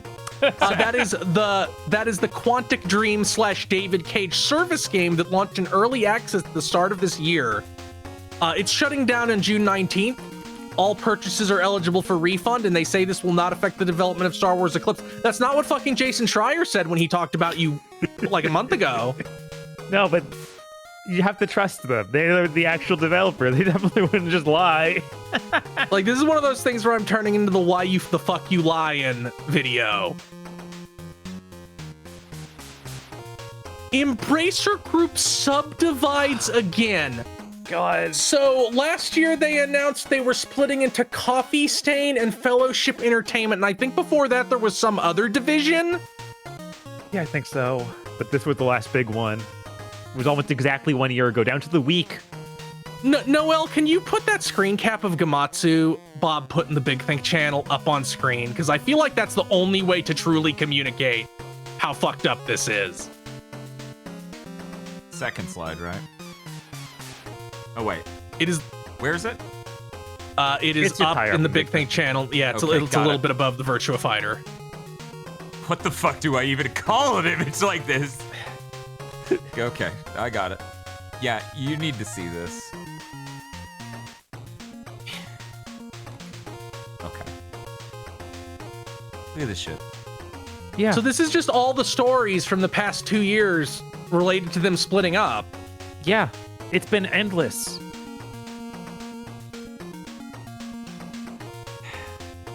What a worthwhile endeavor this whole stupid fucking thing has so been. they are splitting into Fellowship Entertainment, an IP-led entertainment company. The studios are 4A, Crystal Dynamics, Dam Buster, Dark Horse Media, Eidos Montreal, Fish Labs, Flying Wild Hogs, Gunfire Games, Middle-earth Enterprises, Red Octane Games, and Warhorse Studios. Their IPs are Darksiders, Dead Island, Kingdom Come Deliverance, Metro, Remnant, The Hobbit, The Lord of the Rings, Tomb Raider, and many more. Apart from our largest IPs, we will actively be exploring eternal partnership around our roster of well-known IPs such as Saints Row, Legacy of Kain, Deus Ex Red Faction, The Mask, Thief, and Time Splitters. Why'd you fucking cancel that, you pieces of shit, you subhuman garbage? Yeah. You human scum, amongst many others. Embracer, a natural home for proven entrepreneurs and creative talents. What that studios makes me think is this is the studio for crime. Yeah, kinda. Aspire, Beamdog, Crazy Labs, Deca, Demiurge, DPI Merchandising, Limited Run Games, Bye Bye Limited Run, Milestone, Play On Partners, Play On Pictures, THQ Nordic, including their billion subsidiaries, Tripwire and Vertigo Games. IPs, Arizona Sunshine, Biomutant, Destroy All Humans. You're gonna make another fucking Destroy All Human game. Get real. Desperados, yeah, right? Gothic, Killing Floor, Kingdoms of Amalur. You're gonna do a Kingdoms of Amalur too? Fucking get real. MX vs. ATV, Reanimal, Ride, Screamer, Titan Quest, Wreckfest, and many more IPs, as well as licenses such as Hot Wheels and SpongeBob SquarePants. God. That's so much. It was easy to forget how much shit they bought. Yeah, no, they bought because it just kept happening. Yeah. And Bungie has announced that the final live service update for Destiny will be June 9th, 2026. That means it will die during the summer of gaming. Yeah, only like a week after they do their big press conference thing for Sony. They are canceling 2 announced expansions, Shattered Cycle and The Alchemist. They didn't sell these at least yet. They advertised 4 expansions as the Year of Prophecy and then sold a bundle of the first 2 and called it the Year of Prophecy. Disgusting. When I read that, I was blown away. The final update will become Monument of Triumph. Maybe don't call anything something like that. Maybe that's just a dangerous combination of words to be close to each other. Monument of Triumph. Well, I guess it makes sense for like a bullshit propaganda thing. Monument of Triumph will It deliver was great, actually. small character beats to leave the story and the characters in interesting places, touching on themes across Destiny. It's going to have Easter eggs and stuff for lore hounds. Director returns. This is the name of the planetary map that used to select missions that they got rid of at some point. Yeah, I don't even know what that looks like without that, because that's the main way you interface with the game. Sparrow Racing League returns. This is the first time it has been in Destiny 2. Reopening tracks from the original Destiny experience and adding a new space for opponents to race on. You bring this back after 8 years, you couldn't even make new tracks? Multiple? It sounds like you maybe have one, and that might not even be really a track. They make it sound like they are not done with Destiny as a whole. And then Jason Schreier released an article saying they're done with everything as a whole. Yeah, basically. Oh. Said they were leading to another round of layoffs. He said that there were going to be steep layoffs after this happened, and since almost all of Destiny 2 staff got sent over to Marathon, that means Marathon staff is getting cut. I guess that's what happens when your game loses 80% of its players in the first 2 months. Almost like it was a really bad idea to take everyone off of Destiny 2 and put them on that.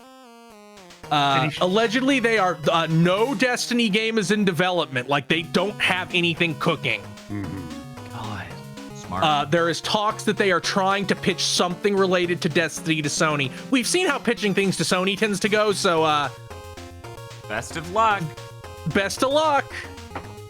Hey, I'm sure Sony's probably more interested in. They're like, hey, it's in the Destiny universe, but check this out. It's a video game, and it has levels and cool moments. I hear you're getting back into that a little bit. You wanna please give us this? But that is all the bad news this week. What's up, Bob?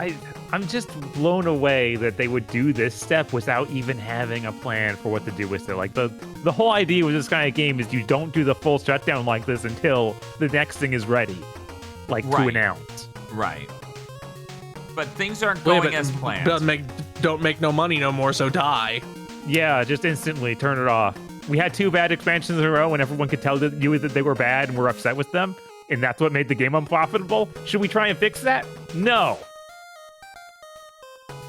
Well, yeah, this entire thing was such a farce. Everything about the Destiny makes a lot of money, they promise, and the next thing will make even more. Yeah. Yeah? Yeah. Yeah? Everyone Pete hates Parsons is Marathon. gonna- Should we send people back to Destiny? No. No. We're all in. We have to save Marathon. That's the only thing. That's what our whole future rides on. I think Marathon has already fallen on average concurrent players below Destiny 2 on Steam. Oh, come on. Oh, yeah, of course. So yeah, you idiot! Our eggs will be safer if they're all in the same basket. Oh. I saw someone in chat bring up that, what was it, the Final Shape expansion really finished everything in Destiny 2. It feels like it actually wrapped everything up, so things afterwards are going to feel inconsequential. And I feel like we kind of went through that arc with Final Fantasy 14 DLCs, where there was one that was the big one, right? Mm-hmm. But it feels like they came back and people still care, but that would require them to have faith that they could do that with Destiny 2. Not so much in the immediate comeback. Like they had to make it very clear with this latest one they announced, like, we're starting another big story. Yeah, I was gonna say though, like, even though the immediate one after didn't land as hard, because again, they just finished so many plot threads, I feel like the vibe I'm getting from 14 players is that they're still doing good things, and this new stuff they announced does sound exciting and good. Mm-hmm. Yeah. So what I'm saying is it's possible to recover from a moment like that. But Right, it doesn't and matter. Bungie it's- fucked up in so many ways, and now they're pouring all their people in the Marathon. And it sounded like the plan for the Year of Prophecy was to kind of restart the story Yes. back up and start doing new things. And then they end it halfway through. And the first 2 had Star Wars stuff, and we're focused on that for some reason. Yep. So all sorts of fumbles Yeah. over and over. Yeah, I mean, like, I don't know if they were in a position to plan for the future. I'm not sure how much of a future they can see in front of them, because they were deeply involved in the bajillion live service games that got greenlit and then fucked with by them and then canceled. Mm-hmm. So I don't really know how much runway they had an idea they were going to have. Yeah, I have to wonder if at some point Sony sues some important members of Bungie. Right. That's between the gross misportrayal of Destiny as insanely profitable, and then the next thing even more so. I feel like between that and management choices and all these other things, there might be something legally actionable somewhere, so I wouldn't be surprised if that happens eventually. Anyway. I think we can put out the flames. Now he's just sad. And I'm just upper half floating in midair. Oh, you're both ghosts. Oh. That's fucking scary. What the hell? Okay, there we go. We'll pretend you're not ghosts.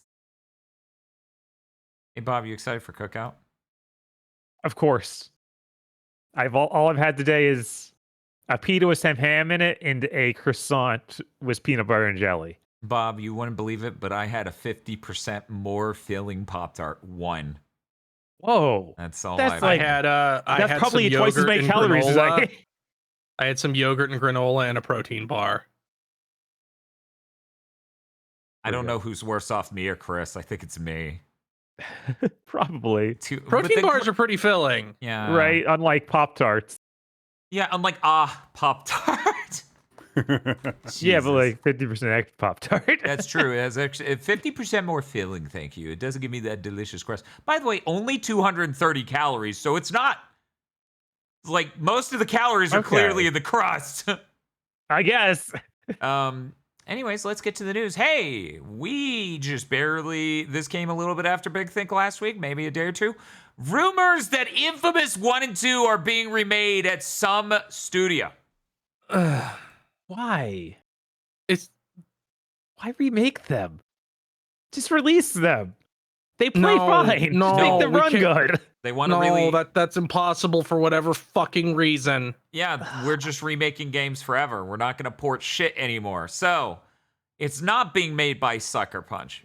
But, let's see. A writer over at Video Games Chronicle talked about how he's under the impression that there is an infamous thing happening somewhere at PlayStation at the moment. So, we don't know who's making it. He did go onto Kinda Funny's Gamescast to elaborate on the claim, but he only has a single source. He hasn't been able to corroborate it. That's why he didn't originally run it as a story. But now the Okay. entire internet's like, fucking really? We're remaking... It's Blue Point. We were kidding. They're just fine. I am wondering if we're gonna hear like we got most of those people back and formed a new studio after the fucking horrible backlash we got because we're fucking morons. That would be nice, but I can't say I expect it. Right. At this point, they need to be doing everything they can to get better publicity, and they don't want to. They don't want to do Sony anything isn't- new. Sony hasn't had a win in a while. Don't worry, they're working on an Ape Astrobot? Escape, so there you go. We'll get a win whenever we can finish I- development on I that. talked in 2 to about this 3 on that years. Like I talked about this with Chad on that Or maybe Spyro sooner. stream. And I need to know if anybody can think of a counterfactual. Mm-hmm. Saros is the worst performing Sony first party single player game they've made since Knack 2. That's almost certainly true. Because it did worse than Returnal, and Returnal didn't do great. Concord. Oh, so I was trying to think. Like, That's I not said single single player. player. Yeah, you said single player. Oh, okay. One moment. Like I'm sure there's probably some downloadable thing that did worse, but for Oh, games make that up went on to Until retail, Until Dawn. Yeah, Until Dawn remake. Yeah. I forgot that Sony first party, so yeah, that almost certainly did worse. Yeah, technically it wasn't. Technically, I think that was second So party. so the counterfactual is not a real game. Is fake. Yeah, I guess we'd have to count the 2 fucking Last of Us remasters too.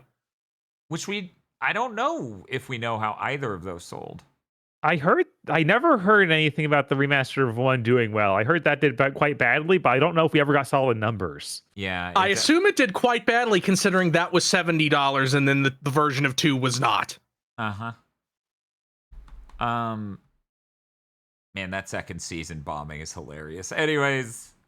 Yeah, it really is. It's like, yeah, no, that thing you did in the second game just was bad. It wasn't that you were too artistic for the audience of video gamers. It didn't work for anyone. Apparently, everybody, even people who like The Last of Us 2, are like, yeah, that season did it wrong. Yeah, that's what I was going to tell Bob. They fucked it up even more. So that's great. Like, like you it know seems that like Druckmann's involved in that, so he probably is the reason it's even worse. It seems like they just totally cowered it out on Ellie the super murderer. cool. Like they really tried to downplay that element. I'm like, that's the best fucking part of The Last of Us 2. Is Ellie becoming the super murderer?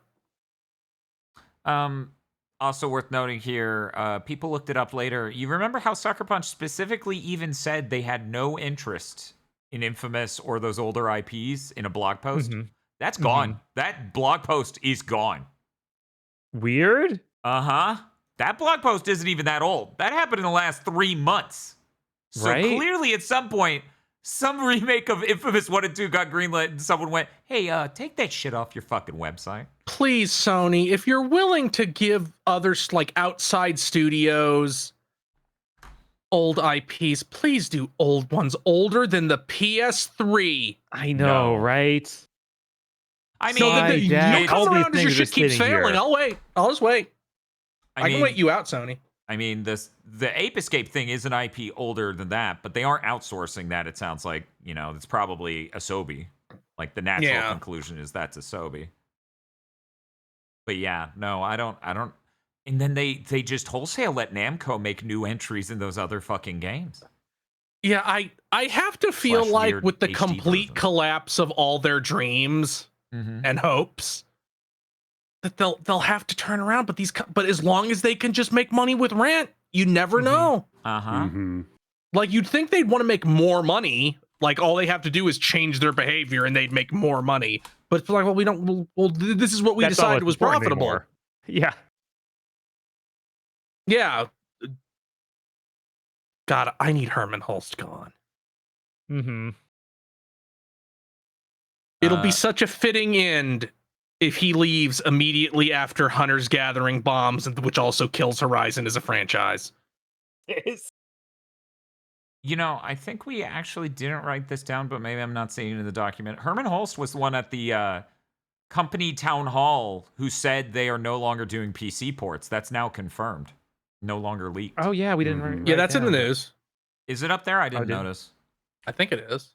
But yeah, no. Herman Holst said that, so it's really funny because it's like, man, did anything you did now compared to the last few years seem cohesive at all to you? I really like I've seen a lot of PC guys get really butthurt about this. Like, first of all, like most of you shit on Sony constantly, so I'm not sure why you're upset that you can't play their games. Right. Because bitching's fun. But secondly, like even if PC gamers would never buy a PlayStation 5, fuck, I'm sorry, Mr. 5090, you're a typical, and I guarantee you that there are PC people who play primarily on PC who bought a PS5 for Spider-Man or Final Fantasy VII Rebirth or... Yeah, I mean, I know people who bought PS5 for fucking Final Fantasy 16. Like, and that eventually ended up on PC anyways. Yeah. So there's that, like, the well, you don't do to get anything by taking them off is wrong. But secondly, it's best to move further away from the Microsoft thing, because once you start putting your shit on PC, people are going to start demanding it to come to other platforms, which happened. Right. Like that Sony managed to get browbeaten to putting Helldivers on Xbox. Yeah. Which, and by far the most successful company is Nintendo, as we've talked about many times. Of just like, and they don't do any of this. It's really funny because I always bring this up with people. Look at the health of the industry and look at how many exclusives you have. Direct correlation. Yeah, it's a direct correlation. Publishers. Yeah. Like, guess what years the Sony consoles sell the most? The ones they release the biggest exclusives. The PS4's biggest year was 2018, where they released Spider-Man and God of War. It's fucking crazy. But yeah, my frustrations on this is like, towards the end, it sounded like most of the Sony ports weren't even good to begin with. Like they had problems because Naughty Dog handled it or someone else handled it and they didn't. They didn't put in the quality that they did on the Nixie's ports of the Spider-Mans and other things, Ratchet and Clank. But ideally, the PC platform, in a better time especially, is the one that long-term ages the best, right? It's the most accessible. It runs better on future hardware than it does on current hardware, et cetera, et cetera. So by not shipping on PC, that is a loss. But I don't think Sony Studios were ever going to be ready to make this gigantic, insanely technically complicated game and then make sure the PC version's good and ready to go at launch at the same time. And since the delay causes a loss in sales and not having exclusives loses them the appeal of their box, it doesn't make sense, I feel like. Yeah, it was always just felt like that weird reactionary thing of like, Microsoft did it, we have to do it too. It's like, you don't though. Yeah, and also Microsoft successfully got dipshit journalists to say it was, it's not consumer friendly. Consumer friendly. Yeah. Which is like, it kind of sounds like that maybe after the first wave of these, they started to not do that good. So Sony, they got worse because Sony was willing to devote less resources to them, which made them do worse. So Sony is willing to devote less resources to them, which leads to them just stopping. Yep. Very smart. All of it.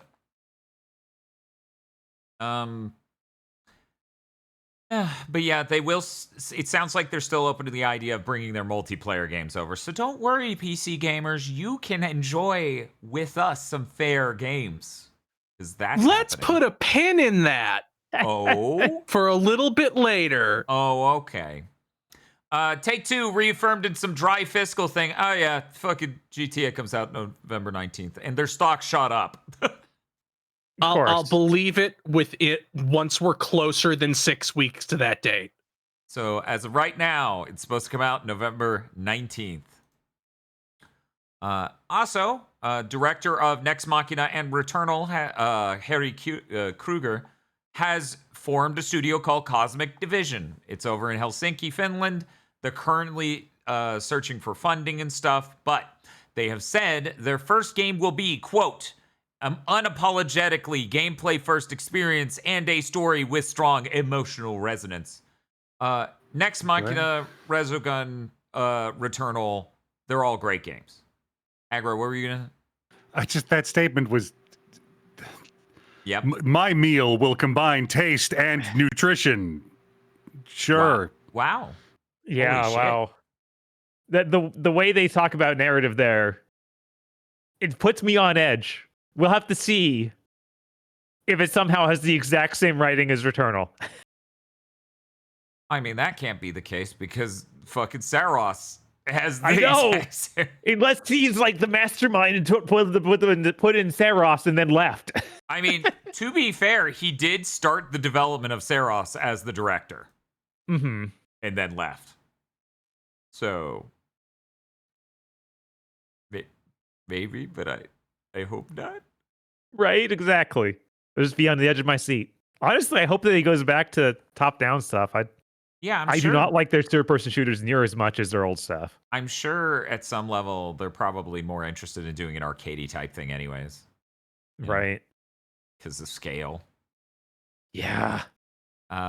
Anyways, that's it for my news. Let's go ahead and jump to Bob. Hey, Bob. Hey. How's it going? There's a new State of Play coming up. What? They gave it the heads up, unlike Nintendo. I won't be shocked if Nintendo will give us a head up by announcing theirs that day. The day this happens, the day the State of Play happens, they'll be like, Thursday. Yeah, the same time, actually. But yeah, this is on June 7 a.m. Jesus. Yeah, they get them out before them even. They do it. That Star Fox thing was announced 7 minutes before it aired. Or was it 10? It was really close. It was absurd. But yeah, it's going to be over 60 minutes. Happens at 4 p.m. Central Time, which is our time. You can figure it out from there. And they will have a closer look at Wolverine. And you can also watch this in select Alamo Drafthouse theaters. I'm going to be taking a microscope to that Wolverine footage to see if there's hints of cringe. Good. Good. It's what you're built to do. God. I hope this is good. They really need a win. They do. And yeah, I need it to not be open world, which hopefully they've said things that imply it's not. And yeah, I need it to not be the Sony story. Yeah, no, I was honestly, I've given up hope for Wolverine. I'm hoping the rest of the show is good. The Sony story does not work with Wolverine. He is not that kind of character. It's arguable that doesn't work, period, anymore. It's arguable that perhaps never worked.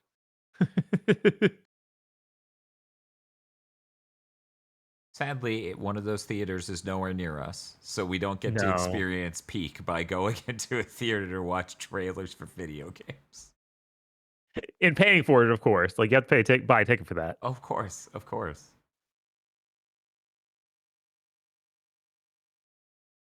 So that's... You got one more chance, Sony. I guess you're getting all the bad news out first. You had the price raise for PS Plus. You had Bungie. You'd think you'd even place those before you announced this, so then we could be hyped by the announcement instead of being like, "Oh, no, Sony doesn't understand how that works anymore." No, not a single person works there in marketing that understands what a human is. I don't think. I feel like everybody at every company's marketing department is now just brain dead, except maybe Nintendo's. Yeah, maybe. Oh, chat is correcting. The ticket is free. However, they're all sold out. Oh, wow. Yeah. Cool. That makes sense. Sony owns Alamo House. We talked about that a while ago. But yeah. And it's an ad. It is an ad. Yeah, we found out, or we had to talk about that for when Alamo Draft House had the Ghost of Yote bucket you could get. Anyway, Warhurst Studios, the developer of Kingdom Come Deliverance, is working on both a Middle-earth open-world RPG and a new Kingdom Come adventure. I'm sorry, I'm so fucking hyped for this studio making a Lord of the Rings open world game. Like, I'm sorry, that hits me right in the doing the YouTube thumbnail point face. Like, yeah, let's fucking go. Yeah, I assume they won't turn it into weird, like, shonen version of Middle Earth like we saw. And if they do, it'll probably be a first age game. That's the beginning of the timeline where everybody was a superpowered demigod. Oh, that's cool. Maybe I have damage. I really don't want Gollum to be in this game. How do Lord of the Rings fans feel about that? I don't know. It'd be funny now since it seems like Andy Serkis is trending towards being a right-wing hack. So I can just be like, look, it's the little chudlet. Say the slur, chudlet. I would be incredibly enamored with, we're making the exhaustive Silmarillion RPG experience. Oh yeah, that wouldn't sell as well, but I'd buy 4 copies. Right. Not even sure how you do most of that, but God, could you imagine this call the game the Silmarillion? Just let everyone know exactly what they're doing. Jesus. That'd be one of those things where I feel like I'm going to get hit by a car because I used up all my life's luck at once. 1070 Games, the developers of Splitgate, have announced Impulse. It's like Impulse, but was it an E instead of an I? Anyway, it's a 6v6 movement-based shooter that has mechs, and it sounds like you fight over just who won't gets learn, huh? No, but they'll make their own Titanfall and have blackjack and hookers, and not that single player that people liked it for. It'll make FPSs great again. Steam line go down. Considering that the thing that killed Splitgate 2 wasn't even that, it was just sucking. I'm like, well, I don't trust you for this game to not suck. Right?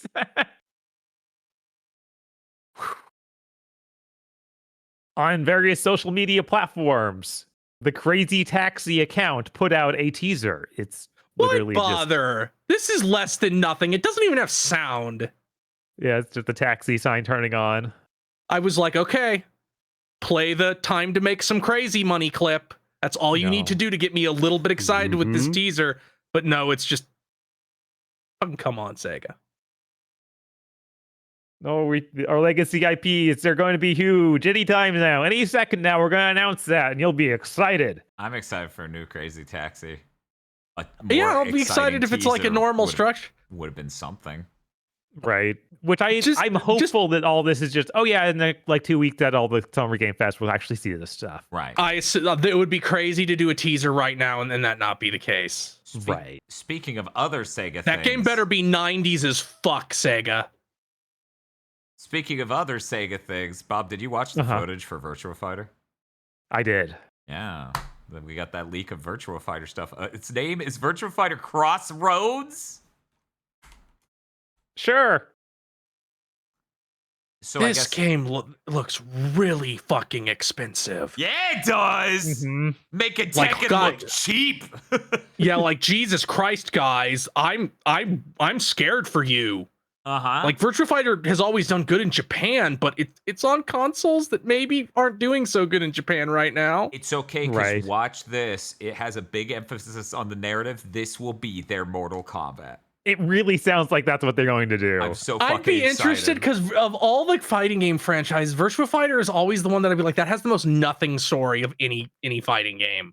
I know, right? It doesn't even have like what I would call truly characters. It has archetypes more than any other fighting game, honestly. Ninja, Kung Fu Man, Evil Immortal Man, Kung Fu Lady.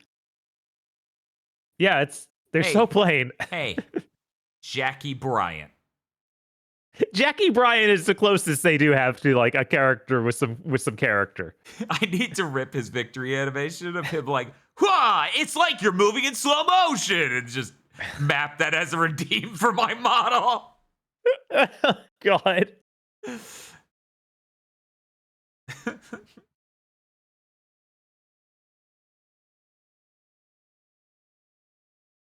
You can move on. Okay. Helldivers 2 is getting a Warhammer 40K war bond, which is what they call it when they have like pay for crossover content. It's their battle pass thing. Yeah.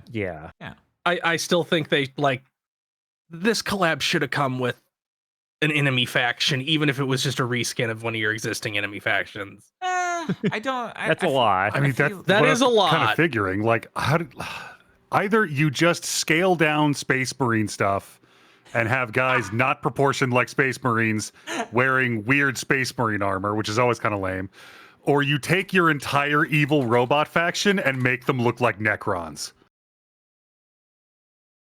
which would just whip an incredible amount of ass.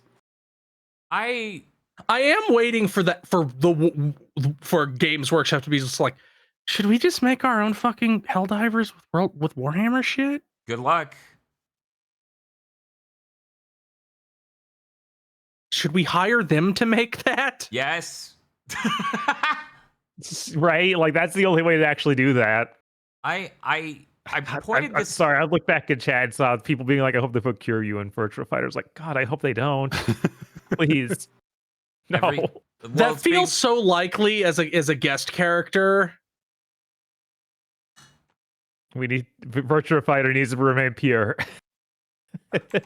But yeah, I would also like them to stop shoving Like a Dragon into everything. I also do think that Kiryu's won't hit a woman character trait is an important part of his character, so he cannot be in a fighting game. No, do it. Just like every time you hit the punch button, he pulls back at the last second. They're so intimidated, they fall down anyway. The way they deal with that is with Sanji in the Dynasty Warriors games is hilarious. He just can't do damage to women. Yep. That's what's so weird is I was just thinking about Dynasty Warriors. We were talking about Games Workshop making their own Helldivers. I'm like, no, they need to call Koei Tecmo and make a Musou game where you're a Chaos Space Marine just ripping through the Adeptus Militarum. That would be awesome. The funny thing is, even in Pirate Warriors 2, when they entered, like in the Pirate Warriors 2 story, there's a thing that like reverses your personality, and that does stuff like make Usopp no longer immune to the negativity power. Ooh. that Sanji still will not hit a girl when under the influence of it. Oh, I made a Blue Sky post about this, but I thought it was interesting to bring up here as well. It is wild the pedigree and expectations of Sony's games, Helldivers 2, and Marathon being contrasted against each other, because you would not expect Marathon to have done under $1 million, and you would not have expected Helldivers 2 to do multiple million. That is a crazy what it really difference. feels like to me is that PvP is dead in the service game space. Like if you're making a new one, you need to be PvE focused. Yeah, because I think a lot of the power of Helldivers is that it is this co-op experience against these larger enemy things. And you think that they could have seen the massive success of that and Marathon kind of previewing poorly for years and thought, oh, maybe we should take some stuff from this, but no, they can't learn. They're the ones who know everything. I mean, they are pivoting and adding in a bunch of PvE stuff. They are adding the game's already out. It's over. You are over a year late on that thought. Oops. Yeah, co-op games, they do pretty all right. I just thought that was crazy because holy shit, one of these studios made Halo, and it's the one that's not selling well, anywhere near well. The other one made it before Helldivers 2, a like top-down shooter that was performed okay and didn't really sell that good. Yeah, like apparently people really liked the game they did before Helldivers 1, but it wasn't a huge hit. Right. No, Nothing. it was like kind of a a neat little indie darling. Yeah, so that's crazy. I just think that's fucking wild. Like the sad thing is that at this point, Bungie being like, we made Halo, is like the total washout in his mid-30s being like, I was the quarterback in high school. Yes. Yeah. And also, like, what was the last Halo they made was Reach 16 years ago. Right. So it's almost certainly a ship of CC situation. Like nobody's left from that. Of course. But yeah, even Destiny was to some extent a large success. So you would expect Marathon to, have not marathoned. Anyways, that's it for Bob News. Hey, Chris. So firstly, this came out while we were doing the podcast. Inti Creates announced Luminous Avenger X3. Oh. Okay. So if you liked those, I looked at it and be like, this is still the bad Gunvolt speedrunning type shit. I don't like it. Make a normal platformer, please. But that exists. This is the best news story in a while. I'm so happy with what I'm about to read. Subnautica 2 sold 2 million copies on day one. Krafton CEO is going to kill himself. It sold 4 million copies in week one. Krafton CEO is going to kill himself. Subnautica 2 has to sell 12 million copies to get to zero for Krafton. For them to have not lost money on Subnautica 2, it has to sell 12 million copies. Ooh. Krafton CEO is going to kill himself. That's incredible. He was like, I understand why he was trying to cheat them now. It's like you didn't know how math worked and signed yourself into a situation where you will never make money. How are you a CEO again?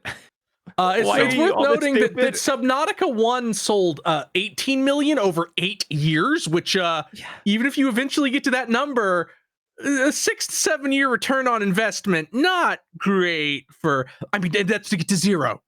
Yeah. That's to get to nothing. So recapping and the one, like people, the intermediate one only sold like 5.6. To recap it for people who haven't been following the news story or don't remember it, why exactly does it have to sell 12 million copies to hit? So Krafton CEO basically gave Subnautica's developer an incredibly good deal, where for the first 2 million sales, they just get the normal 30%.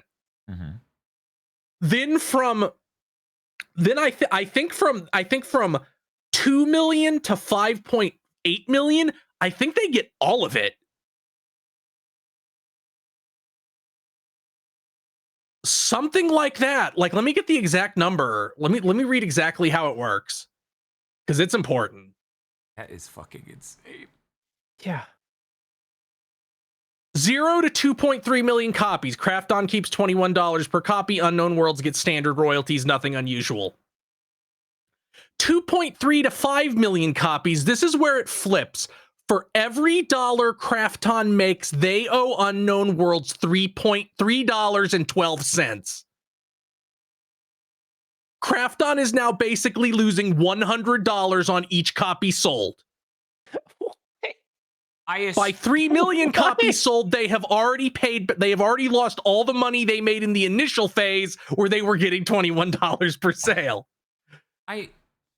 When it's phrased like that, I assume that just means if $4.50 came in, 3.3 goes to no, they lose that much. They agreed to pay them so much money that they lose. This guy's CEO. Yeah. Yeah. This Look, isn't it was fine. $4 You coming can in, cheat they them out get of it three. later. Yeah, this isn't $4 coming in, they get three. This is $1 coming in, they get three. By 5 million copies, they are $145 million in the red. 5 million to 11.9 million copies. The bonus pool caps out, so they don't lose any more money, but now they're just digging themselves out of the hole. And then finally, at 11.9 million copies, Craft On finally breaks even. It took the original Subnautica 8 years to reach 13.2 million. Ooh. And Below Zero peaked at 5.3 million total ever. So unless it is significantly more successful than Subnautica 1, Craft On took a giant fucking bath on this. What idiots. If only ChatGPT just came up with a smarter way for him to get out of paying any of the shit he said he owed them. God. Do it. Sue Sam Altman for this. Please Yes! do. Please That's do. Everybody else is, so go ahead. You can do it as a treat. I didn't see the last thing somebody added, which I presume is aggro, Yeah, that was me. of ChatGPT causes yet another suicide. Yeah, no wonder he was like, the investors are going to kick me out. They're going to cut my balls off. It's like, yeah, you didn't know how math worked. Yeah. Yeah, starting to think you shouldn't You're handle so numbers stupid. or any decisions, you fucking moron. What do you bring? Look, he has people to do the accounting for him. He's really more of an idea guy. He And didn't now talk he to has those people. ChatGPT to do that for him. Yeah. Look where that got him. And finally, Fair Games, which, by the way, 3 weeks ago had a playtest where everyone hated it. I'm sure that's fine. We don't know that. We just have heard That was just reported that playtesters fucking hated it. Fair Games is Look, seemingly... look. Obviously, you can't trust shit like that because they said that about Marathon. Which got delayed a whole year, and look at it now, baby. Concurrent players lower than Destiny 2's. And the Steam version of Uma Musume. And single player games that came out 4 years ago. So playtests about Fair Games were bad. Very recently. Fair Games is seemingly being rebranded to Break In. What a great name. Sony filed a trademark and Schreier responded to speculation with Break In, but the E is the Euro symbol. No. Pretty fucking funny. I don't understand. I don't know if this is going to come with an enormous pivot, like they're turning it into something purely PvE focused, or maybe even with a single player component. Mm-hmm. But if, like, what are you doing? Just fucking cancel it. They're not going to cancel because I bet Herman Hulst is out the door if this doesn't go well. Like, that's not even... The name was never the problem here. No, I mean, the name is more distinct than anything else about the game. Yep. Dumb name, but holy shit, Break-In is way worse. Do you think that there's a chance that this is a name for a mode in Fair Games? It could be. Would they trademark that? If they think it's Sometimes going to that be sort a of thing big happens. deal. I mean, I don't think a it's trademark. anything, if like, it's that's such anything a- other than them just trying to, I mean, than the normal, oh, this was the project title, this is the launch title. It's They made probably them trying. logos. Right. So they're probably trying to slip the bad publicity they have built up. Probably, yeah. Mhm. But it's like, bro, Yeah, that it's wasn't a the problem. Your genre game's has just the bad publicity. unappealing. Right? Guess what? Payday 2 is still fine and Payday 3 is recovering. You missed your window on this one. You really did. Your AI monkey masks are only looking worse now. People are Yep. going to be even more upset. Yep. Assuming they didn't just cut all those. We basically haven't seen this game for 3 years, so there is any number of things could have happened. I mean, one could even say we basically never seen this game.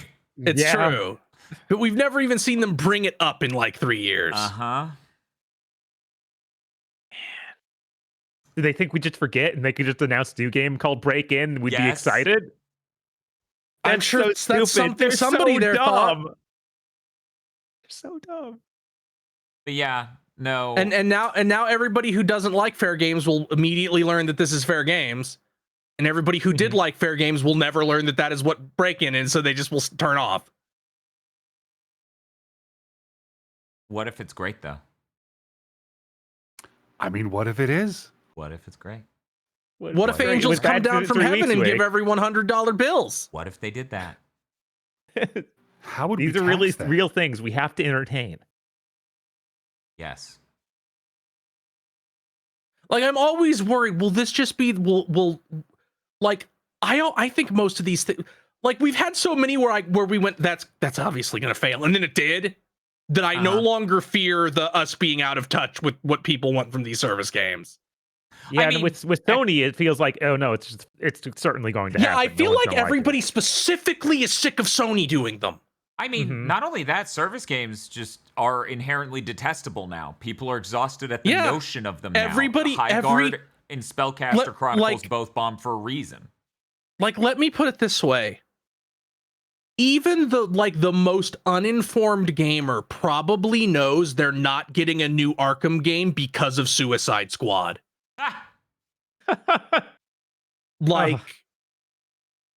Like Horizon fans must know that they're not getting a new Horizon anytime soon because of Hunter's Gathering.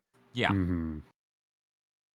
Like, you when these were just like independent studios or teams making them, fucking whatever, but Sony putting all their single player studios on this shit has made people understandably hostile.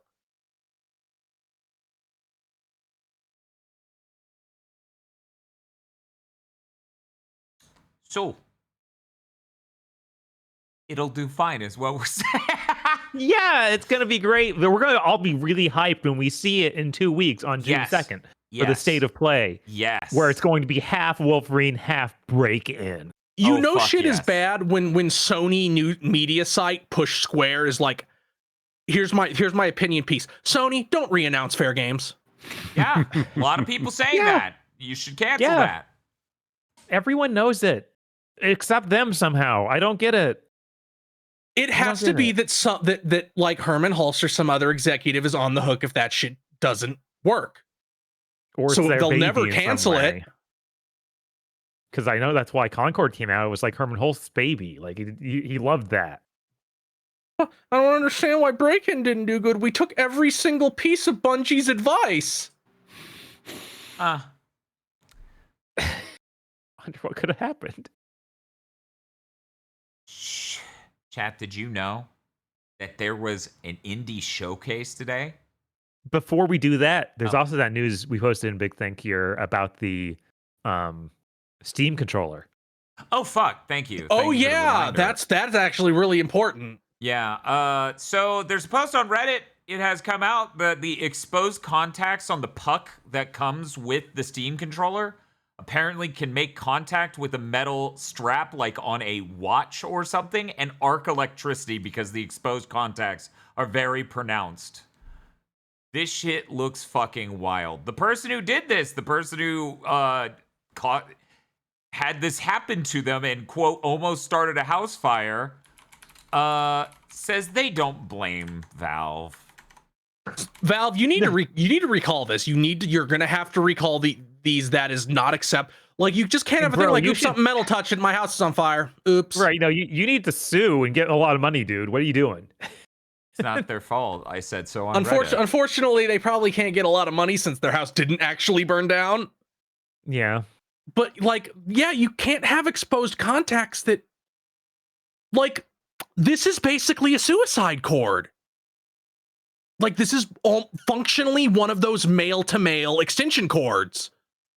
What? Fuck yeah. Like, you can't have a thing that's just sitting on your desk. It's like, oops, something metal touched two of them. Mm-hmm. Yup. Yeah, no, that's wild. But that I'd also be worried if you have it plugged into your PC that'll fucking fry your PC. What? Well, actually, no. Wait, this makes this an even better PC gaming controller because you could just use it in Dota 2. And then when your team's like, you're fucking failing us, kill yourself, you could be like, well, boy, did I buy the right controller to play Dota 2 and listen to people online during. This is fucking insane. This is such a basic, like, fuck up on an engineering level. It's shocking that Valve's even capable of that. Mm-hmm. Yeah, like, I can't think of a single thing that has exposed contents like that. Like, exposed contacts like that. Yeah, I think of a lot of things that have similar situations, like all those battery chargers that are third party and stuff, and none of them seem to have that issue. Ooh. Anyway, so look forward to us hearing more about that, I suppose, as Valve either figures it out or doesn't.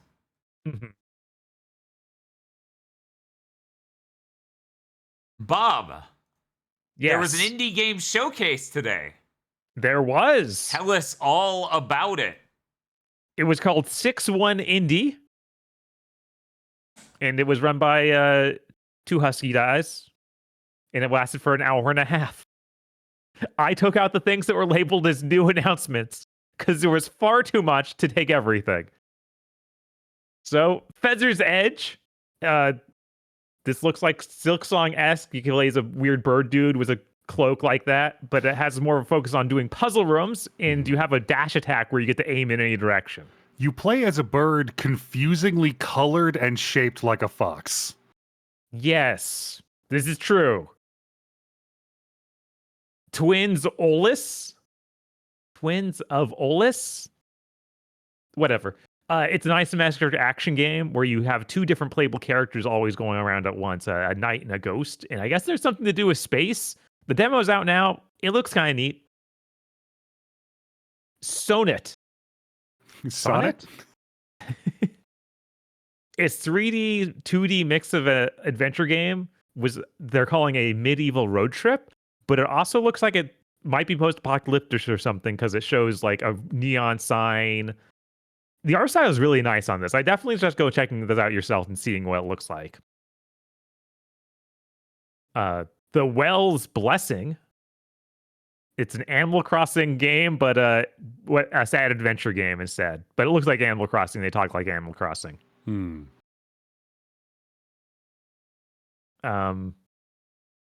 Hips and Noses is a witch bartending game that has a cel-shaded art style. And then when you go to bed after doing the bartending, you do a twin-stick shooter in your dreams. It looks pretty nice. It was interesting. Roller Girl is a game where you go around on roller skates, listen to music, and solve mysteries in a small town. And your choices change your personality or something. Death Pong is beer pong, but they kill you if you lose. I'm so excited for this to become its own genre. The beer pong, or they kill you if you lose? Like the buckshot roulette-esque. We made this grungy room where you do a mini game and have consequences. Abide is a hideous-looking asset flip-looking game, but the character models all look like they made of clay. And it's about group therapy. Apparently the developer worked on something else that was notable before this, but I didn't recognize it. Mayaka? Mayak? Right? It's a side-scrolling story-based game with this really sketchy-looking art style. It looks pretty neat. They allege this is a visual novel. They have this in the visual novel block. I don't know if it's a visual novel. It didn't look like one to me. Rain 98 is a spooky visual novel about a high school girl. Spooky. Forklift Flower Pot Botanical Investigator is a 3D platformer / investigation game that uses pre-rendered character art. So, like, think it's a flower pot, but made in Donkey Kong Country. But a little bit grainier looking. Mouse Ward is a Dark Souls game where he plays a mouse. But like a humanoid mouse. Looked okay. They put this in their Zelda block. Zelda block. I'm sorry, Hylian block, because they didn't want to say Zelda. Oh, really? But they said, okay. Grey Tail is a 2D Zelda, but you play as like a sort of modern day detective. He's like got a little hat on. It looks neat. It's got pixel art. Isle of Reveries is a Game Boy Color Zelda game, but darker. So, like Mina, but darker than that, but not too much darker. Around that level of being dark. Thank you. We need to really fine grain this. Okay. Please insert disc. This game is basically what if your PS2 was dying and also evil. I mean, who hasn't been there? It literally is. Every thing is built around. You know when you put in the disc and it has disc read air and like a spooky noise. Yeah. What if that was a game? Neat. Yeah. No, I was like, whoa, this is very of my generation. So I know this feeling. I'm so scared. Lunar Radio Taxi, I think is how you pronounce this. It's LUNR.RDIO.taxi. And it looks like a weird mix of F-Zero with, I guess it has drifting mechanics and some sort of rhythm gameplay. This trailer was super short and couldn't really encapsulate properly how rhythm played into it. I see. Painted Kingdoms. It's a tower defense game with paper is in our style. Like everything looks like it's made paper Yeah, I played a demo for this a while ago. Huh. It looked really neat, and they had stuff where like the paper would light on fire and it like literally spread around the paper you were using. Gang of Frogs is a frog co-op third-person shooter. You're frogs. In a gang. In a game. But this isn't a frog-like, I don't think. We still need to figure out what that is whenever Bungie announces that game. Fray Makers is a Smash clone I didn't know about. Apparently it's already out, and it has characters like Hat Girl from Hat in Time. A Hat in Time's main character, I don't know her name. Hat Girl, I think is just what she's called. Yeah. Among Us, Guy, Octodad, and they are adding Guy Spelunky, which is apparently the name of the guy from Spelunky. Fuck all of them. Fancy Pants Man is in this. Oh my God. shit! What the fuck? He's in the Steam screenshots. Incredible. That's a huge deal. We still get way too many views on the Fancy Pants Adventures video. God, I kind of forgot. Also, Bit Tripman. I wonder if this game's any good. Yeah, I don't know. It's early access, so I probably won't find out until, it's done. Yeah, it's actually out. They have The Watcher from Slay the Spire. Ooh. I haven't played those games. I don't know what that is. Fancy Pants Man is just an assist. He's not playable. Oh, come on, man. Just like the kid from I Wanna Be the Guy is not playable. He's just an assist. So's the girl from Crosscode? Oh, that's weird. How is How is this ending up like Smash Bros, where the assist trophies are more exciting ones? Like, yeah, Nico 0 from in one shot. Wild I would Card. rather they be. How is Pepino an assist? That's crazy. Anyway, Necrowave is the next game they showed off. It's apparently made by someone who's red-green colorblind, so they just made it with colors they liked. Cool. It's a 2D action side scroller. It looks pretty neat. Ragdoll Physics Experiments is it's Portal, but you play as and have a bunch of other ball-jointed dolls. I don't think it can compete with Torabash. Torabash. Yeah, Torabash. You never played Torabash? I don't remember it if I have. It's where you have like the ball jointed figures and you input all the things to make them karate kick somebody's head off. Oh, that thing. Yeah, I totally forgot the name. I've seen this. I don't know if I've actually played it. Bad Badger, Honey Badger wrecks a zoo. You play as that Honey Badger, you wreck the zoo. Being Food, it's a 3D platformer where he plays a really weird looking bird. Like a very strange bird. Why is it called Being Food then? I don't know. It was unclear. The Florist is a survival horror with plant monsters. It actually looks pretty, like, respectable. Yeah, like they made a PS1 survival horror game, but it doesn't have PS1 graphics. Yeah, it has, like, Oh. much more modern looking graphics, maybe like 7th gen even. Huh. Okay.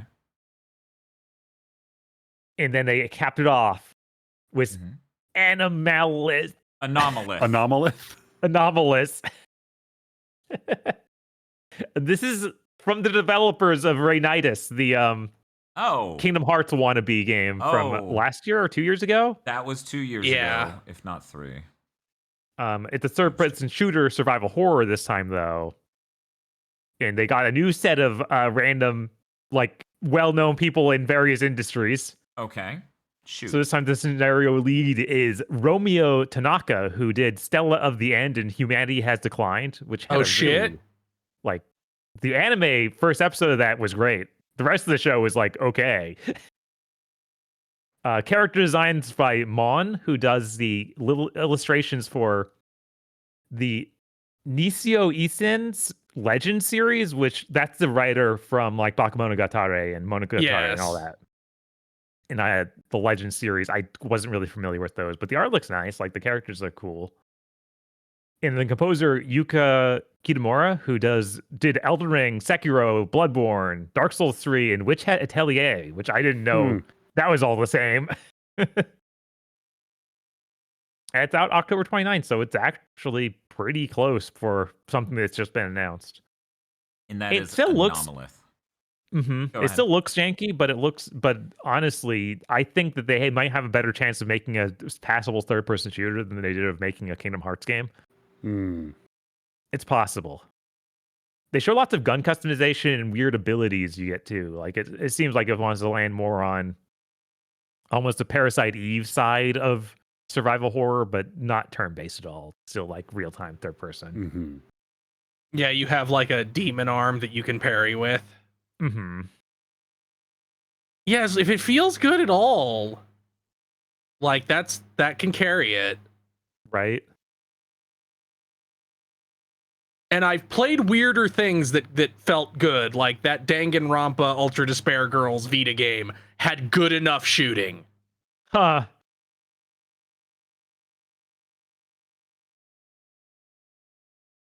That was the end of the showcase. And that is it.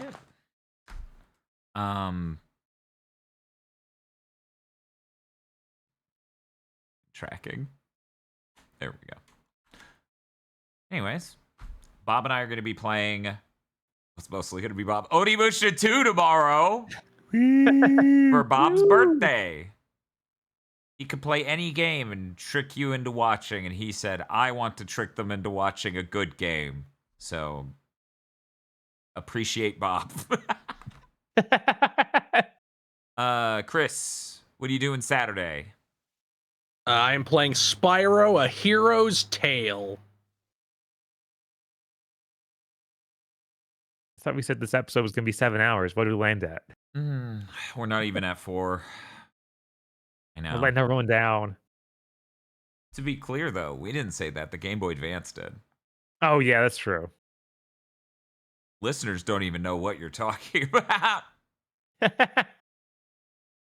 Anyways, that's going to do it for this episode of Big Thing to Mention. We will see you all next week. Goodbye.